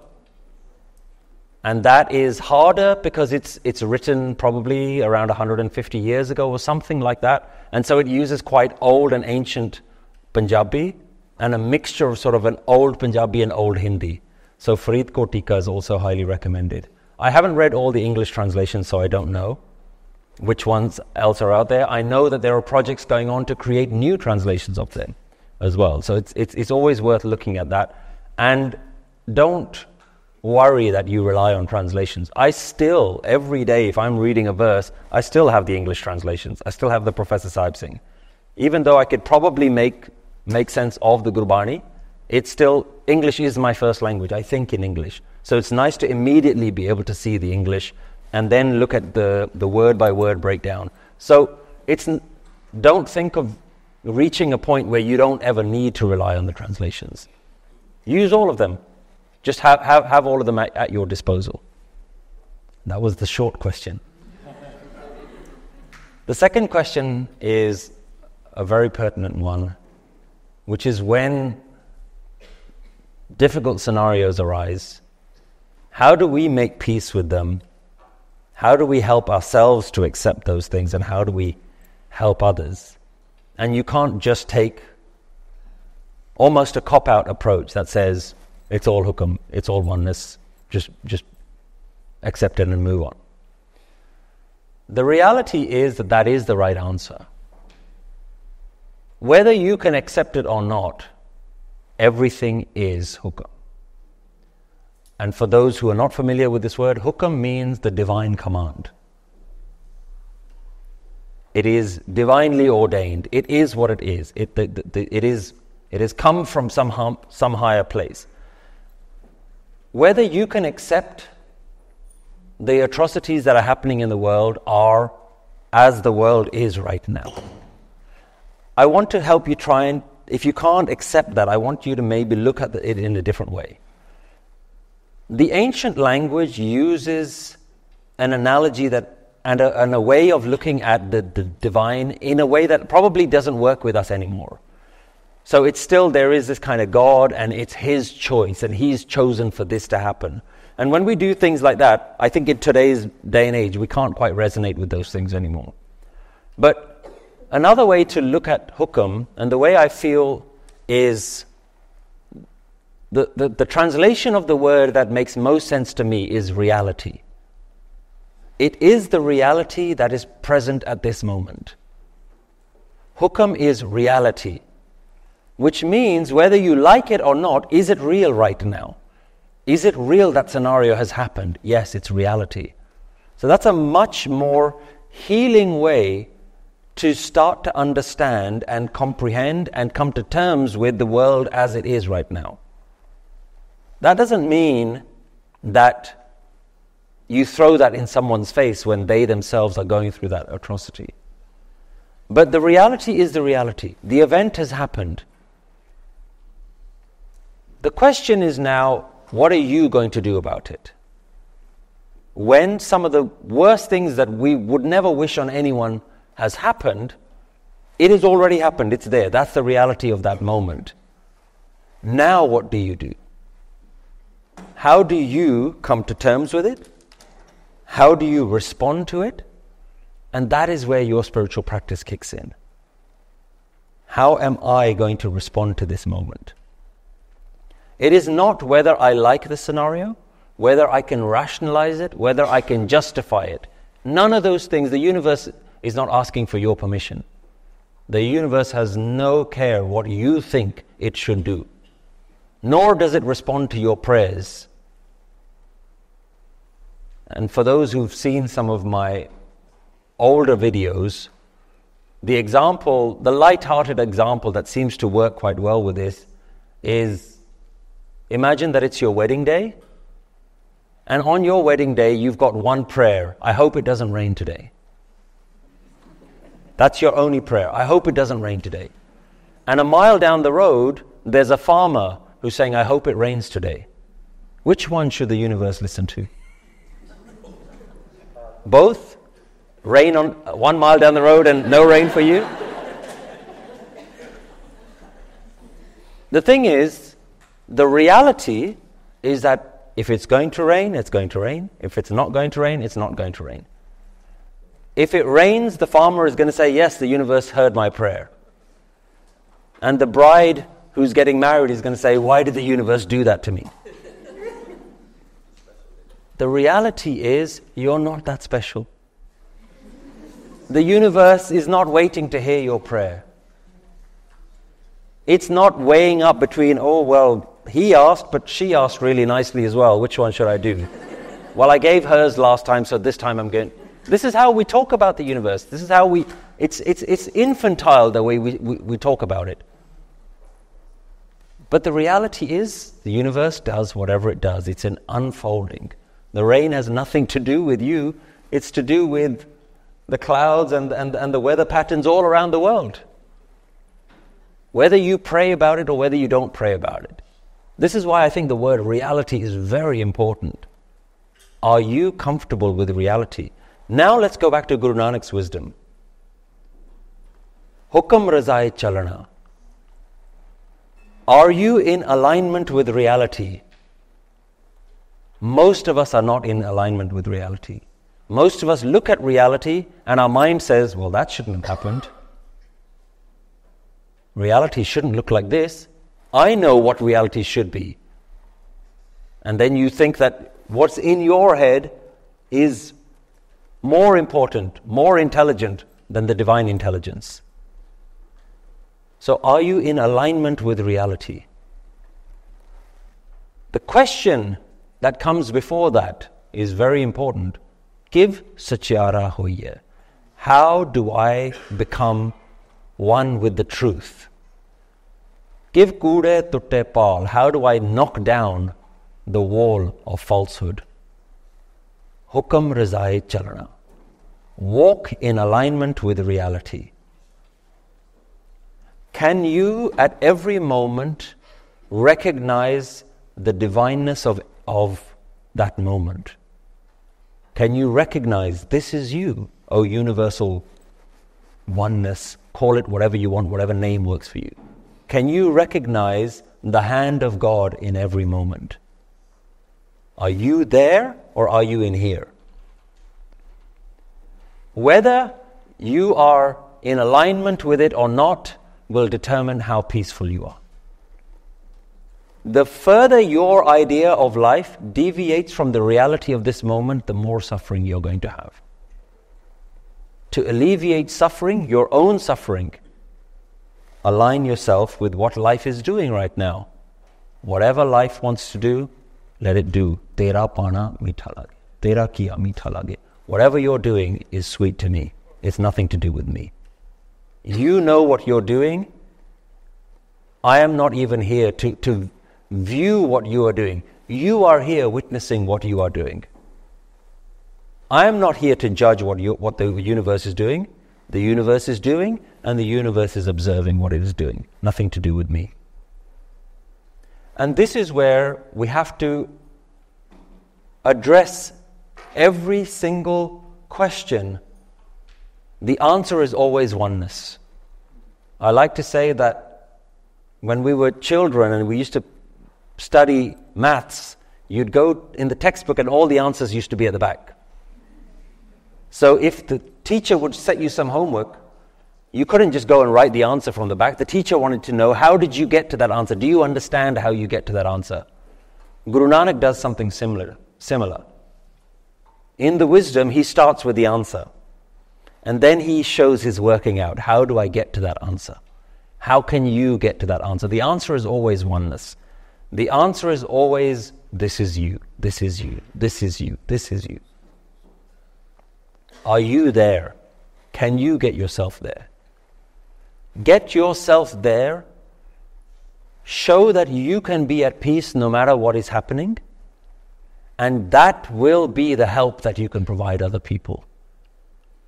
Because you will become that beacon of light.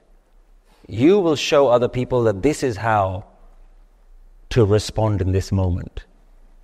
There's a beautiful definition of spirituality. Bliss no matter what is happening. So much so that within the Sikh tradition, the fifth master, Guru Arjan Dev Ji, was so committed to showing you that you can be blissful no matter what's happening, he voluntarily allowed himself to be burnt alive. To show you it is possible even at this point for me to be blissful, he had to do that to demonstrate that this wisdom really stands true even at the worst moments. He is literally on fire, being burnt, but in his mind, he is calm and cool. Can you imagine? What can you go through that comes close to the trauma that your spiritual master put himself through? And if your spiritual master can go through that much, it is a demonstration to you that he's not someone special. You too can get to that place if you follow the wisdom that he taught. That this wisdom teaches you, you too can get to that point. That is the human potential that he had to demonstrate. He had to demonstrate the pinnacle of what a human being can go through and still be at peace. The definition of spirituality is peace no matter what is happening. You know how you said, and we know it, there's no heaven or hell there. There are people committing horrendous crimes here, drugs and everything. So they say we can control our atmosphere. We can continue to do what we do. It's a very fearful thought. Like, if people think all is here and I am in control, I'll do whatever I want to do. That's a very important question. That does it mean that you can commit all sorts of atrocities in the world and say, hey, it's nothing to do with me? How many people who have learnt this wisdom have ended up there? Do you end up in that place where you say, this is my golden ticket to do whatever I want? Most of the people who end up learning this wisdom don't go down that path. Because, remember, I can do whatever I want is still rooted in the I amness and the ego. And anybody who is acting out of ego has no spiritual wisdom. They might use something that a spiritual master says as an escape clause. Oh, I can get away with it because it's nothing to do with me. But the truth is, even in that, they are in their own hell. All of us, while you are in your ego, you are in hell. Make no mistake about it. This life can be a heaven or this life can be a hell. The determining factor is your ego. So let them get away with whatever they want to get away with. Doesn't mean they're having a great life. When they look at themselves in the mirror, they're not in a good place. When they sit in the quietness of their own mind, when they go to sleep at night, they're not in a good place. So we must even show compassion towards them. That they don't know what they're doing. The beautiful words of Christ, forgive them, Father, they know not what they do. Even when they were committing atrocities against Christ, he says, forgive them, they don't know what they're doing. Look at that level of humility. Show mercy on them. He could have said, save me. He said, no, save them. Forgive them. Because they don't know what they're doing. The ego doesn't know what it's doing. It is just acting out of this continuing selfishness. So nobody who studied this wisdom ends up in that place of, I'll just do whatever I want. Children that are quite young, who can't even go into that spiritual path. Like, I being a teacher, I can see little kids vaping in primary school as well. So how do you teach those sorts of things? That, because they're not at that level of going into the spiritual pathway. This is a very important question. How do you teach this to children?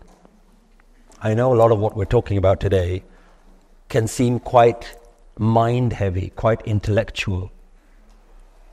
But all of the things that we're talking about cannot stay at this mind level.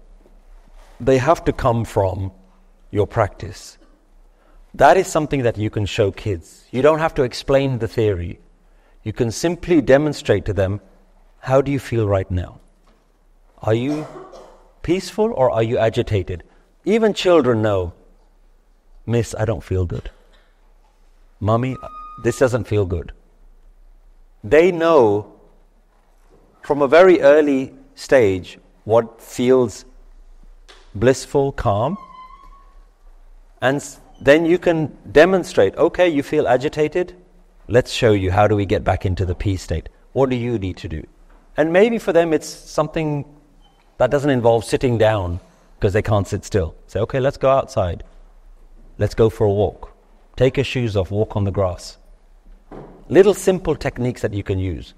You will know how to use those techniques when you yourself know how to get into peace. And one of the questions we get all the time is, how do I teach this to kids? Have you learnt it yourself? Do you know? Otherwise, what you're doing is saying, I don't want to teach this to myself. I'll do something that sounds good. Let's teach this to our children. We get this question all the time. How do I teach this to children? Teach yourself. Then teach your children. If you don't know it, your kids will pick up on it so fast. They can see when you yourself are not practicing this wisdom. Then you can tell them all the theory that you want. They can see you're not doing it. This hasn't had an impact on you first. Yeah. So my question is that we are talking about spirituality, the theory around it, that it's oneness, enlightenment. But like in olden days, people used to go up to Himalayas or in some caves and sit there for years and get that enlightenment, detach themselves. But living in the current scenario, we don't want to detach ourselves from our loved ones, from our family.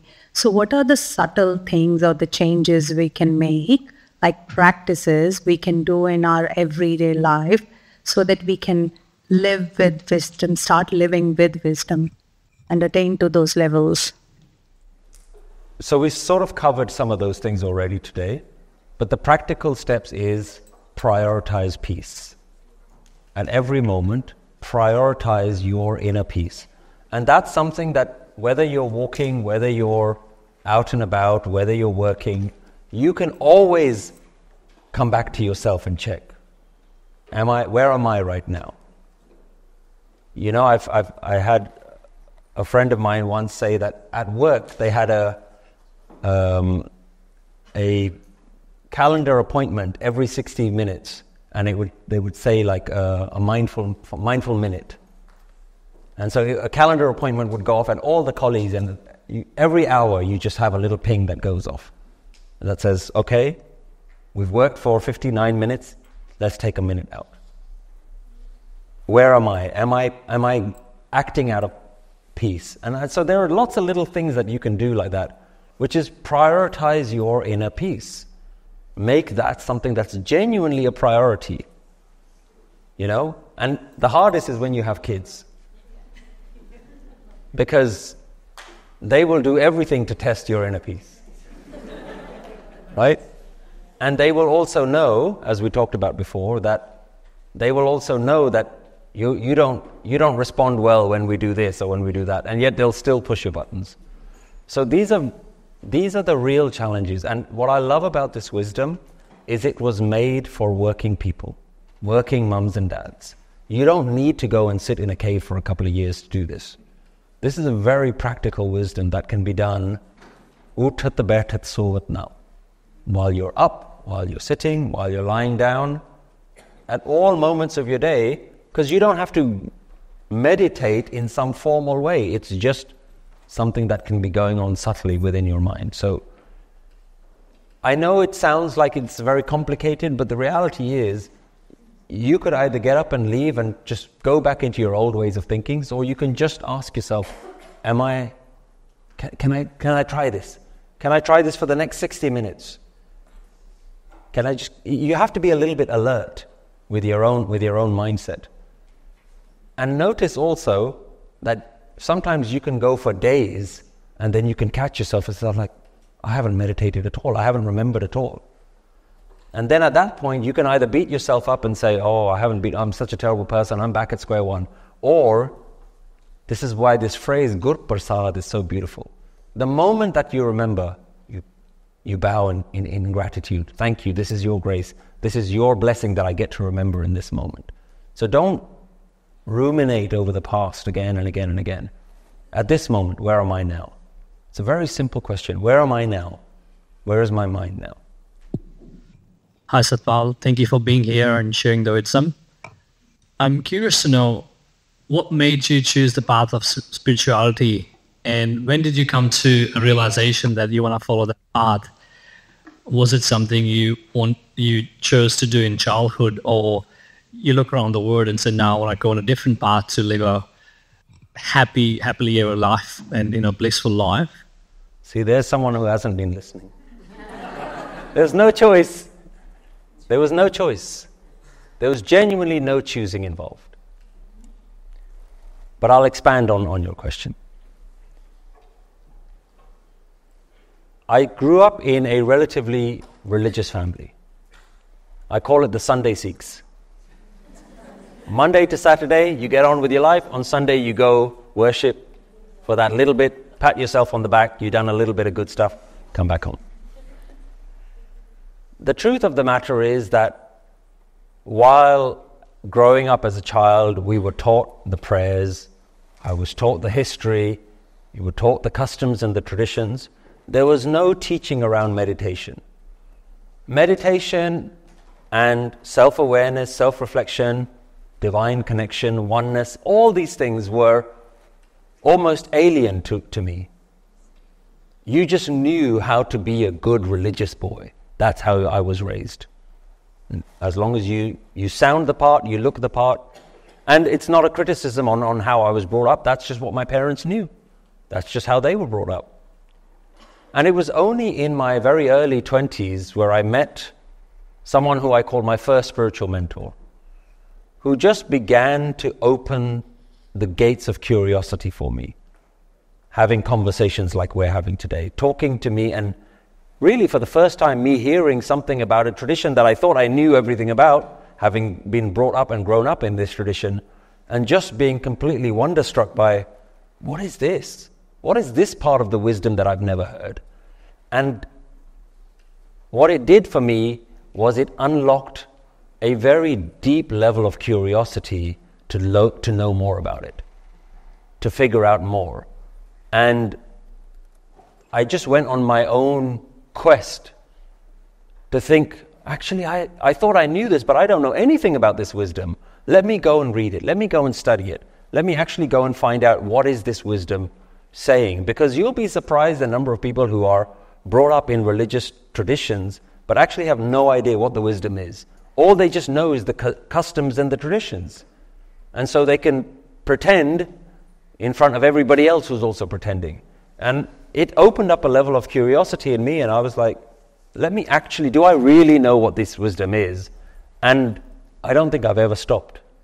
I've just continuously been inspired to learn, and I suppose for me, I'm genuinely seeing the benefits in my own life. It's not just an intellectual exercise that I learned. It was when I learned that wisdom, and then I was also shown how to meditate, and I practiced meditation, and then you learn more and you go deeper and deeper you go into it, you see, wow, this has real practical implications in our lives. I can see the benefits in my own life of this wisdom when I'm faced with all the scenarios that we get faced with. And so that to me was really the point at which where I realized that we have a beautiful wisdom that almost nobody in the tradition knows about. No one is talking about it. Certainly the religious centers are not talking about it. The religious scholars who sit on stages and talk for hours can talk without ever mentioning the wisdom. And so I was very clear that I am not the most qualified person to do this. But I was inspired enough that said, somebody has to do something. And I still say to this day, please don't listen to me. I really don't know what I'm talking about. I would love for you to go, and all I'm trying to do is unlock the same level of curiosity that got unlocked in me. Go and study it for yourself. Go and figure it out for yourself. Practice it, learn it, see how it's working for you. But the reason I laugh at the question in the beginning was it really wasn't a choice. It was something that just unlocked and happened within me, and I'm really glad that it did. And if I've benefited so much, it's really upon me to try and share that with as many people as possible. That's all I'm trying to do.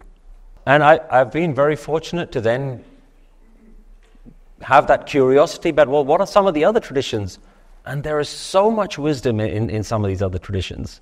There is so much to be gained from studying original Hindu scriptures. It is phenomenal. And the same wisdom has been present since the beginning of mankind. You know, I don't need you to become my religion. That's not what anyone is doing here. I don't need you to convert to anything. Convert your own mind. You go down that path of curiosity, and you know it's difficult, and sometimes you go down this path and there are people who within your own life you have to separate yourself from, and you realize, I can't hang around these people anymore. It's no longer an accurate reflection of who I am. But the reward of it is so rewarding that it's worth you kind of going down that path. So I just want to inspire as many people, please go and go down this path. You won't regret it. First of all, gratitude to this divine moment. Thank you for sharing. And I'm just loving this space, very common, safe space.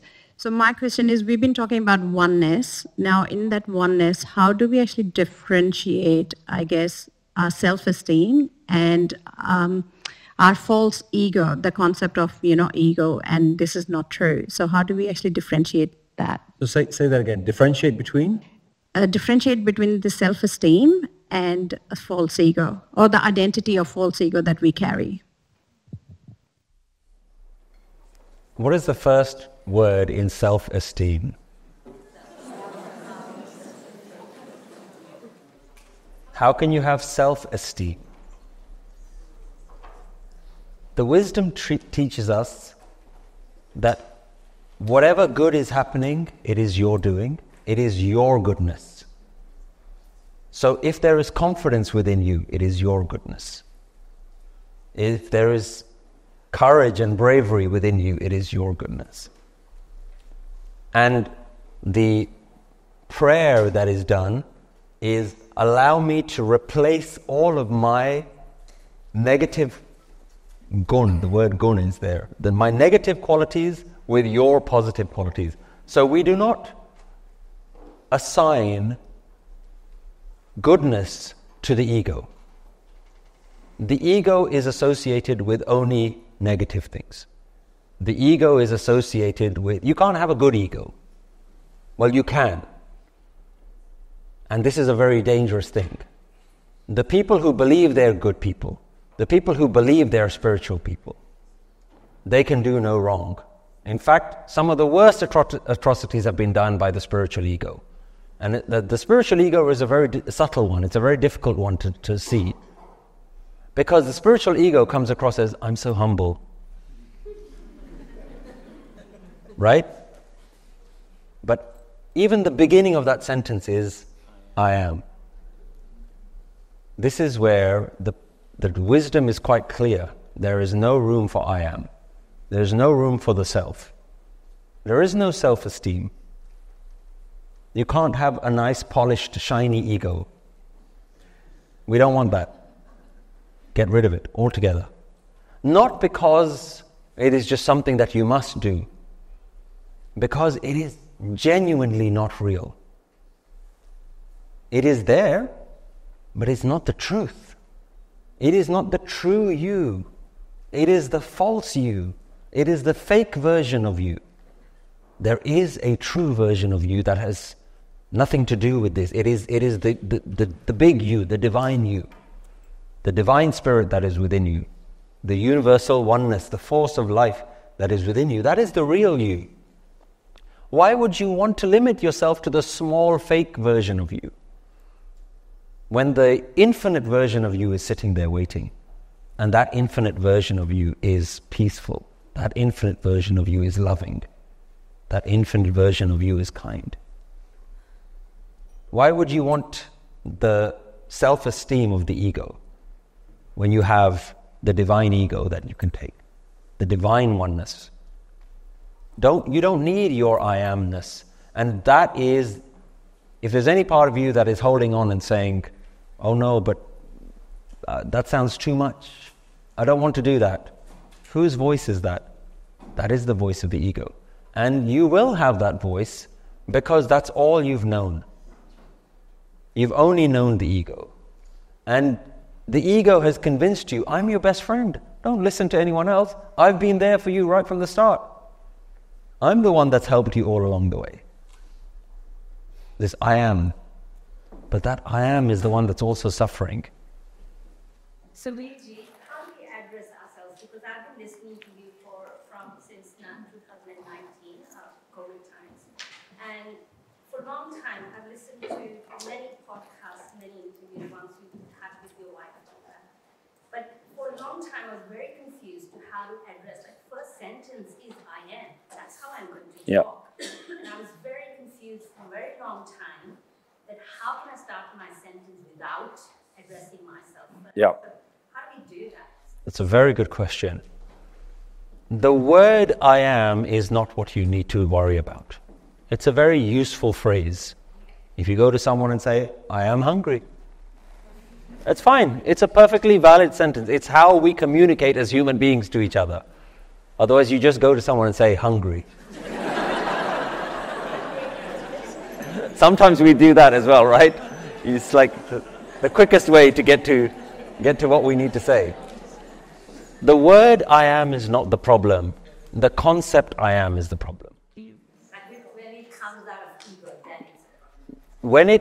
When you believe that the thing that's in here, you believe that I am here as something separate from all of this. I am me.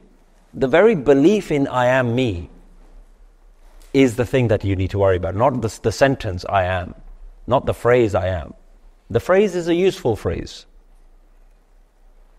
The idea of I am is something that you must deal with. And it's very simple to deal with that. Stop repeating the I am mantras that you keep saying all day. It is very important for us to remember this concept. You are always reciting a mantra. All day, every day. You're doing Simran all day. You're repeating a name all day. That's it. In fact, you'll notice as soon as you wake up in the morning, that mental chatter starts happening. So the Guru simply says, well, if that's what your mind is doing all day, simply swap out. Who is doing it? You are doing it. You need to do this. My mom always tells me this story that in the town or the village that she grew up with, there was an elderly lady, very spiritually connected, and she referred to herself as Ramji. So she would not say, I need to get up now. She says, Ramji needs to get up now. Ramji is hungry now. And so that just became her natural voice. And it's so beautiful. And it's such a simple technique. And so you simply have to be willing. This is why it is being a spiritual warrior. You have to be willing to kill the I am. You have to be willing to go that far. This is spiritual suicide. That is what this is. Not because we've created an enemy out of the ego, because the ego has not served you. The ego has not served you. The ego has restricted you and locked you into a false definition of what you are. The ego has convinced you you're just this. The masters are trying to convince you you're this. This is what you are. And the mechanism is change the language. Change your thoughts. Don't worry about the words. The words will come out. They are an after effect of what's going on in here first. Deal with that. If you enjoy learning spiritual teachings and you're looking to deepen your understanding, the most effective way is to learn with a group of friends. Right now, you can set up your very own Nanak Naam meetup group from the comfort of your own homes. Gather your friends, family members or colleagues and start your very own wisdom group by visiting livingwithwisdom.org. There, you'll find a range of Nanak Naam courses designed specifically for groups that you can watch together and discuss. A growing number of people have already started their very own wisdom groups, and it's having a huge positive impact on their lives. Find out how easy it is to start your own wisdom group by visiting livingwithwisdom.org. Hi, so my question was just about what we mentioned earlier about Japji Sahib and the different levels, like with Karam Khan and all the other different levels. So this is something like you mentioned before, and it's just something I was a bit confused about. So you've mentioned that we're all part of the oneness, but then when you discuss the levels, you said we make actions that help us join the oneness, like progress through the levels. So are we already part of the oneness, or we're trying to become part of the oneness? It's a very important question. You are always part of the oneness, but you don't know that you're part of the oneness. You're realizing that you are part of the oneness. The whole game is right now your understanding of yourself. If you were to honestly ask yourself, who is here right now? The only real honest answer that you can give is me. I am here right now. The example that I give is that you are a drop of water that is already in the ocean. You simply don't know that you're in the ocean.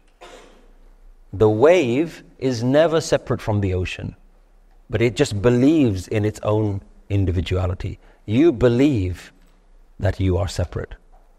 The wave doesn't know that it's part of the ocean, and the human doesn't know that it is part of God. So you are always connected. The spiritual journey is simply, can you unwind and unravel that ego that has very neatly wound itself up and created a place within your mind. You have to unravel it to see what's really there underneath. Yeah, so we're in the process of trying to realize that we're part of that oneness. So now, like, the second part of my question was, if we really are just an insignificant drop in this whole river or this ocean, like, why does it even matter what we do, or if we do even realize that we're part? Obviously, we want to do that because that's how we get fulfillment, but does it even matter if we do realize that? And also the other part that I was thinking about earlier, how you mentioned that good and bad are all part of the oneness. So then what is to determine what is good and what is bad? Like, we're taught since a young age what is good and what is bad, but if it's all part of the oneness, what is to say, this is good and this is not meant to happen? Like, something which is bad for us could be good for someone else, but we all have our own thinking. See, now you're starting to ask some really fundamental questions about the nature of reality, the nature of how we work, the nature of how society functions, what is good, what is bad. Now go back to the wisdom. And this is why I keep saying, please read this wisdom. Please, again and again and again. Don't just listen to what someone is saying. Go back and read it. The number of times that the wisdom teaches us, there is no good and there is no bad, there is only you. It says it again and again and again. There is no good and bad. How can there be good and bad? That's a duality. Everything is you. The only thing that determines whether something is good or bad is your ego. When we receive something, we call it good. When we lose something, we call it bad. There are things that, as a human society, we've agreed are not desirable. In order for humans to function together, we've all got to play our part. And if one person is acting out and working just solely out for their own ego, in fact, they're doing so much harm to everyone else. That's not desirable. Do you see how the language needs to change a little bit? Good or bad makes it sound very black and white. And maybe from a simplistic way, for just conversation's sake, you're absolutely right. We'll just say that's bad, that's good. But when you start to look within yourself, you realize that what we really mean is, this is not going to work. This works for certain outcome. For society to function, that's not going to work. But you can now do that using the words good and bad, but knowing that it's all part of that same reality. And let's move away from this idea that human beings are ever going to fix themselves. There is no utopia coming where everyone else is perfect. That is not the reality that's been created. The reality is chaos. The reality is the ego. And very few people get to lift themselves above this and are able to take a step back and view the reality for what it really is. Now, going back to your first question as well, why do I need to bother? It sounds too much hard work. If it's all the oneness, and I'm just an insignificant drop in this ocean, why do I even need to make a difference? It doesn't make a difference. It only makes a difference to you. Do you want to be trapped in this prison, or do you want to set yourself free? It makes no difference to anyone else. Can I just add one last thing? One more question? Yeah, just like part of what I was asking. Yeah, it was just about like, so I get the part where we're trying to realize and free ourselves from this, but I also meant like our good deeds. Do they even mean anything? Like, you know how they're like, oh, I want to do something good today, help someone. Like, why does it even matter if it's, like all of this is just a facade and I should just focus on freeing myself? Is that selfish or? You're not, what is the phrase? No man is an island. You don't live on an island on your own. You are part of a community. That's also the reality. You do interact with each other. You could act out of your ego, but very quickly that will have its own consequences. If you are selfish, you act only in your self-interest. If you speak in ways that only benefits you, if you act in ways that only benefits you, that'll have a consequence. There's no right or wrong. There's only consequences. There's actions and there's reactions. Whatever you do will have a consequence. Now you could go and say, well, I don't need to do anything good because it doesn't really matter. It matters to the person who you do good to. It matters to them. Like, I don't want you to get so intellectual that you somehow step away from the reality that we are social animals. We do live with each other. We do have to engage with each other. We do interact with each other. Like, there's a very practical side to the life. Otherwise, you end up in what some of the ancient traditions did, which you end up and you just go and live in a mountain somewhere. So I don't want to interact with anyone. I can't figure out whether I should be good or bad or what I should do. So I just won't engage with anyone. And that's what a lot of the spiritual traditions were doing at the time. So I want you to understand that what we're talking about is a very, very doable, very practical spiritual tradition. This wisdom is really made for everyday working people, everyday parents, in everyday scenarios. Thank you so much. Today I've learnt so much. I just wanted to ask, so spirituality obviously teaches us the importance of eliminating an inflated sense of self and preserving inner peace and accepting oneness. However, certain institutions or industries that we regularly engage with, such as university, promotes perfectionism and competitiveness. So I was just wondering what practices you suggest to avoid being caught up in this and, being overly self-critical on the journey. It's an interesting one, because I wouldn't want anything that we talk about to interfere with the more practical side of life. You are at university to learn. You're here to learn how to think, how to analyze, how to critique. And part of that is to analyze and critique your own ways of thinking. And you can do all of that, but at the back, you yourself know that it's all a facade. And so the way I like to think about it is, when you're playing a board game, you can be really invested in the game, but at the back of your mind, you know that it's a game. So you're playing all the parts and you're losing and then you're winning and then you're trying to compete against someone else and you want to make sure that you win over that other person. That's okay. That's the game that you're playing. But you know you're not real. You know you're not those pieces. You're playing it very actively. But at the back of your mind, you're also, you have a sense of aloofness and detachment from it. Sasrikal Paji, pleasure to be here. I have a question regarding the ego choices as well. Is not every step we do determined by our ego? Imagine, I love actually doing seva at Gurdwara. Is it not because I want to portray people that I am doing good to the society, I am a good person, and it's just a facade, to be honest. I donated this much money. Why is not every step, we are all sitting Punjabis in Sydney, right? We plan better for our future. Why is not every step classified as an ego inflation step? And what is the cut line? When should we think, no, this is not the ego, this is the divine intervention? Yes, Anu, like this is what I think is right. Or what's the borderline in between there?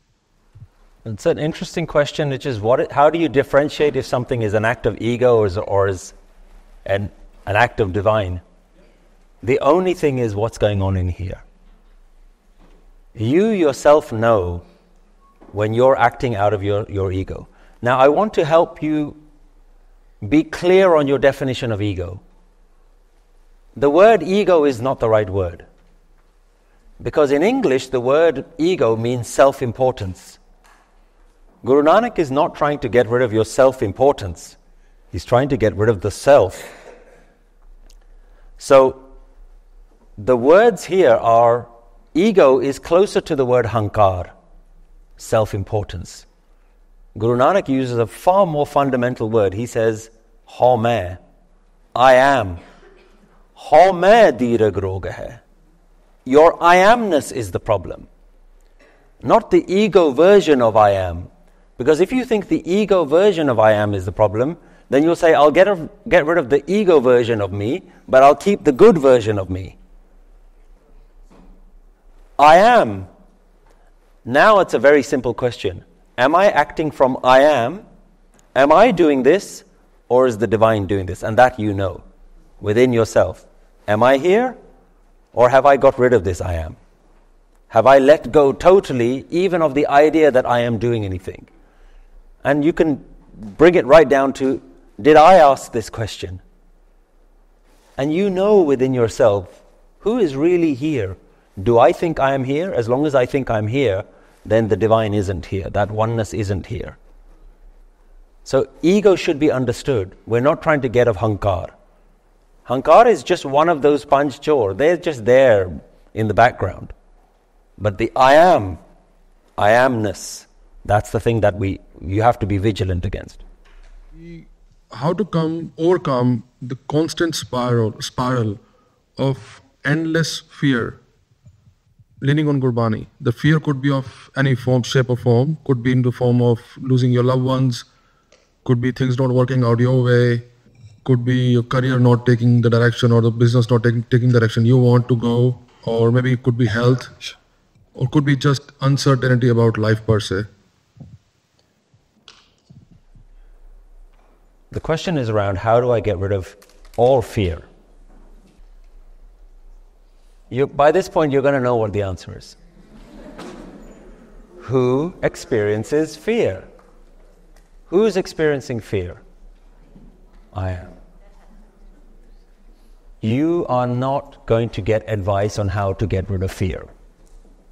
Because what that says is, how do I get rid of fear, but how do I keep the good stuff like happiness, and how do I keep the peace and this and that? I want to be happy. I don't want to be afraid. The wisdom teaches you, nirpao jape, sagal pao mite. Put all of your attention on that ultimate divine fearless one. What that will do is it'll get rid of all your fears. Why? Because it gets rid of the one who has the fear. And it becomes an uncomfortable wisdom.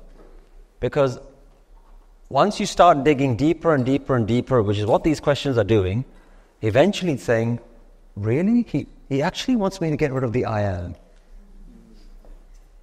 He's not just trying to make a nice person or a good person or a confident person. This wisdom is trying to get rid of me altogether. And that's where these questions are now starting to really dig deeper in. Yes, the price you pay is the highest price. Guru Gobind Singh Ji, we celebrate in a festival called Vaisakhi, where he said the ultimate price that you have to pay is you have to be willing to give yourself up. Give your head. Total self-destruction. It sounds severe. But this is the same wisdom that has been taught right from the beginning of this tradition.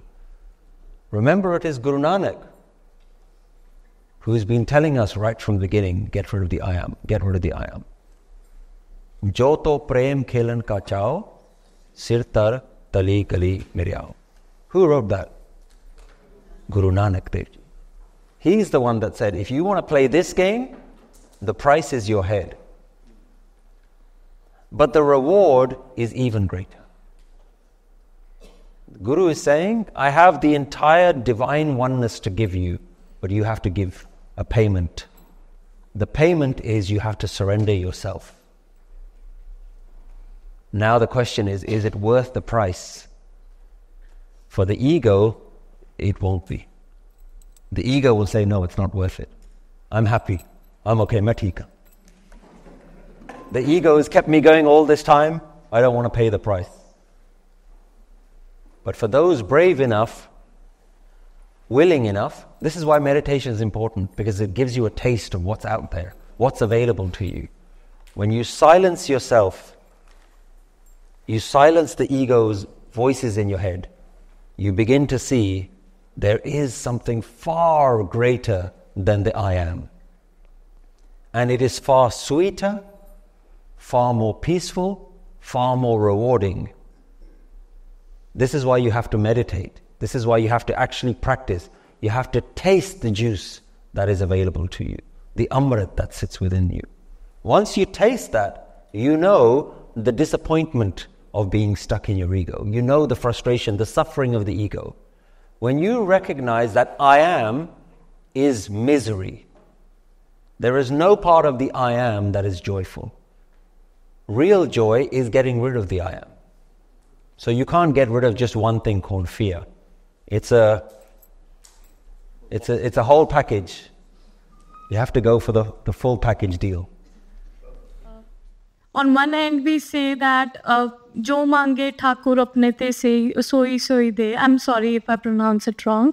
And on the other end, it's like karma uppar nibde je loche sab koi.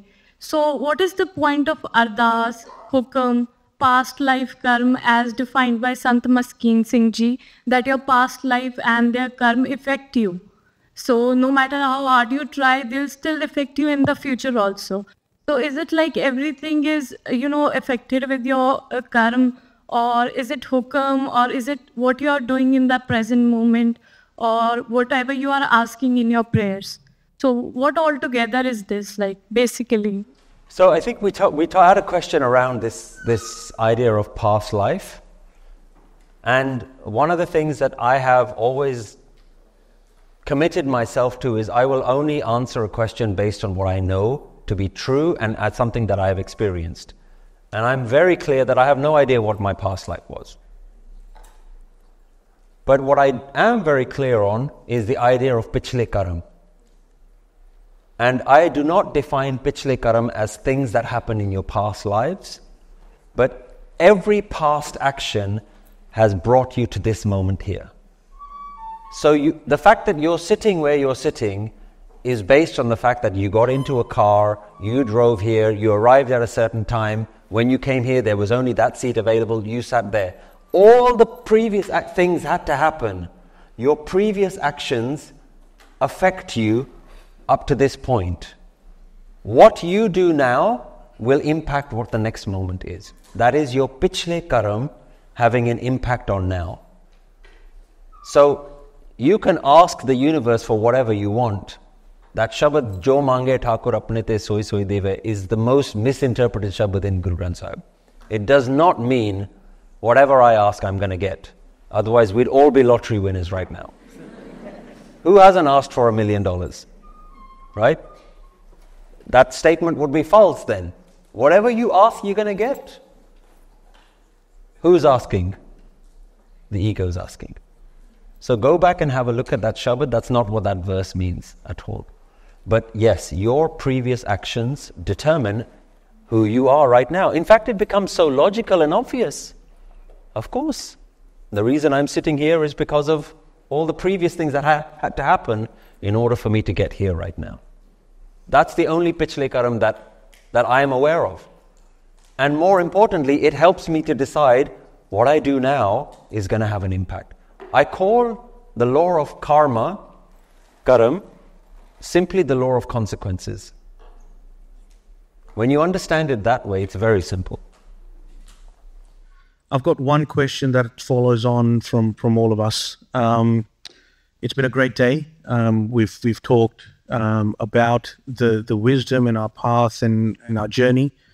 How do we continue this moving forward? How do we bring this into our life on a daily basis, not just as a practice, but in terms of a real thoughtfulness?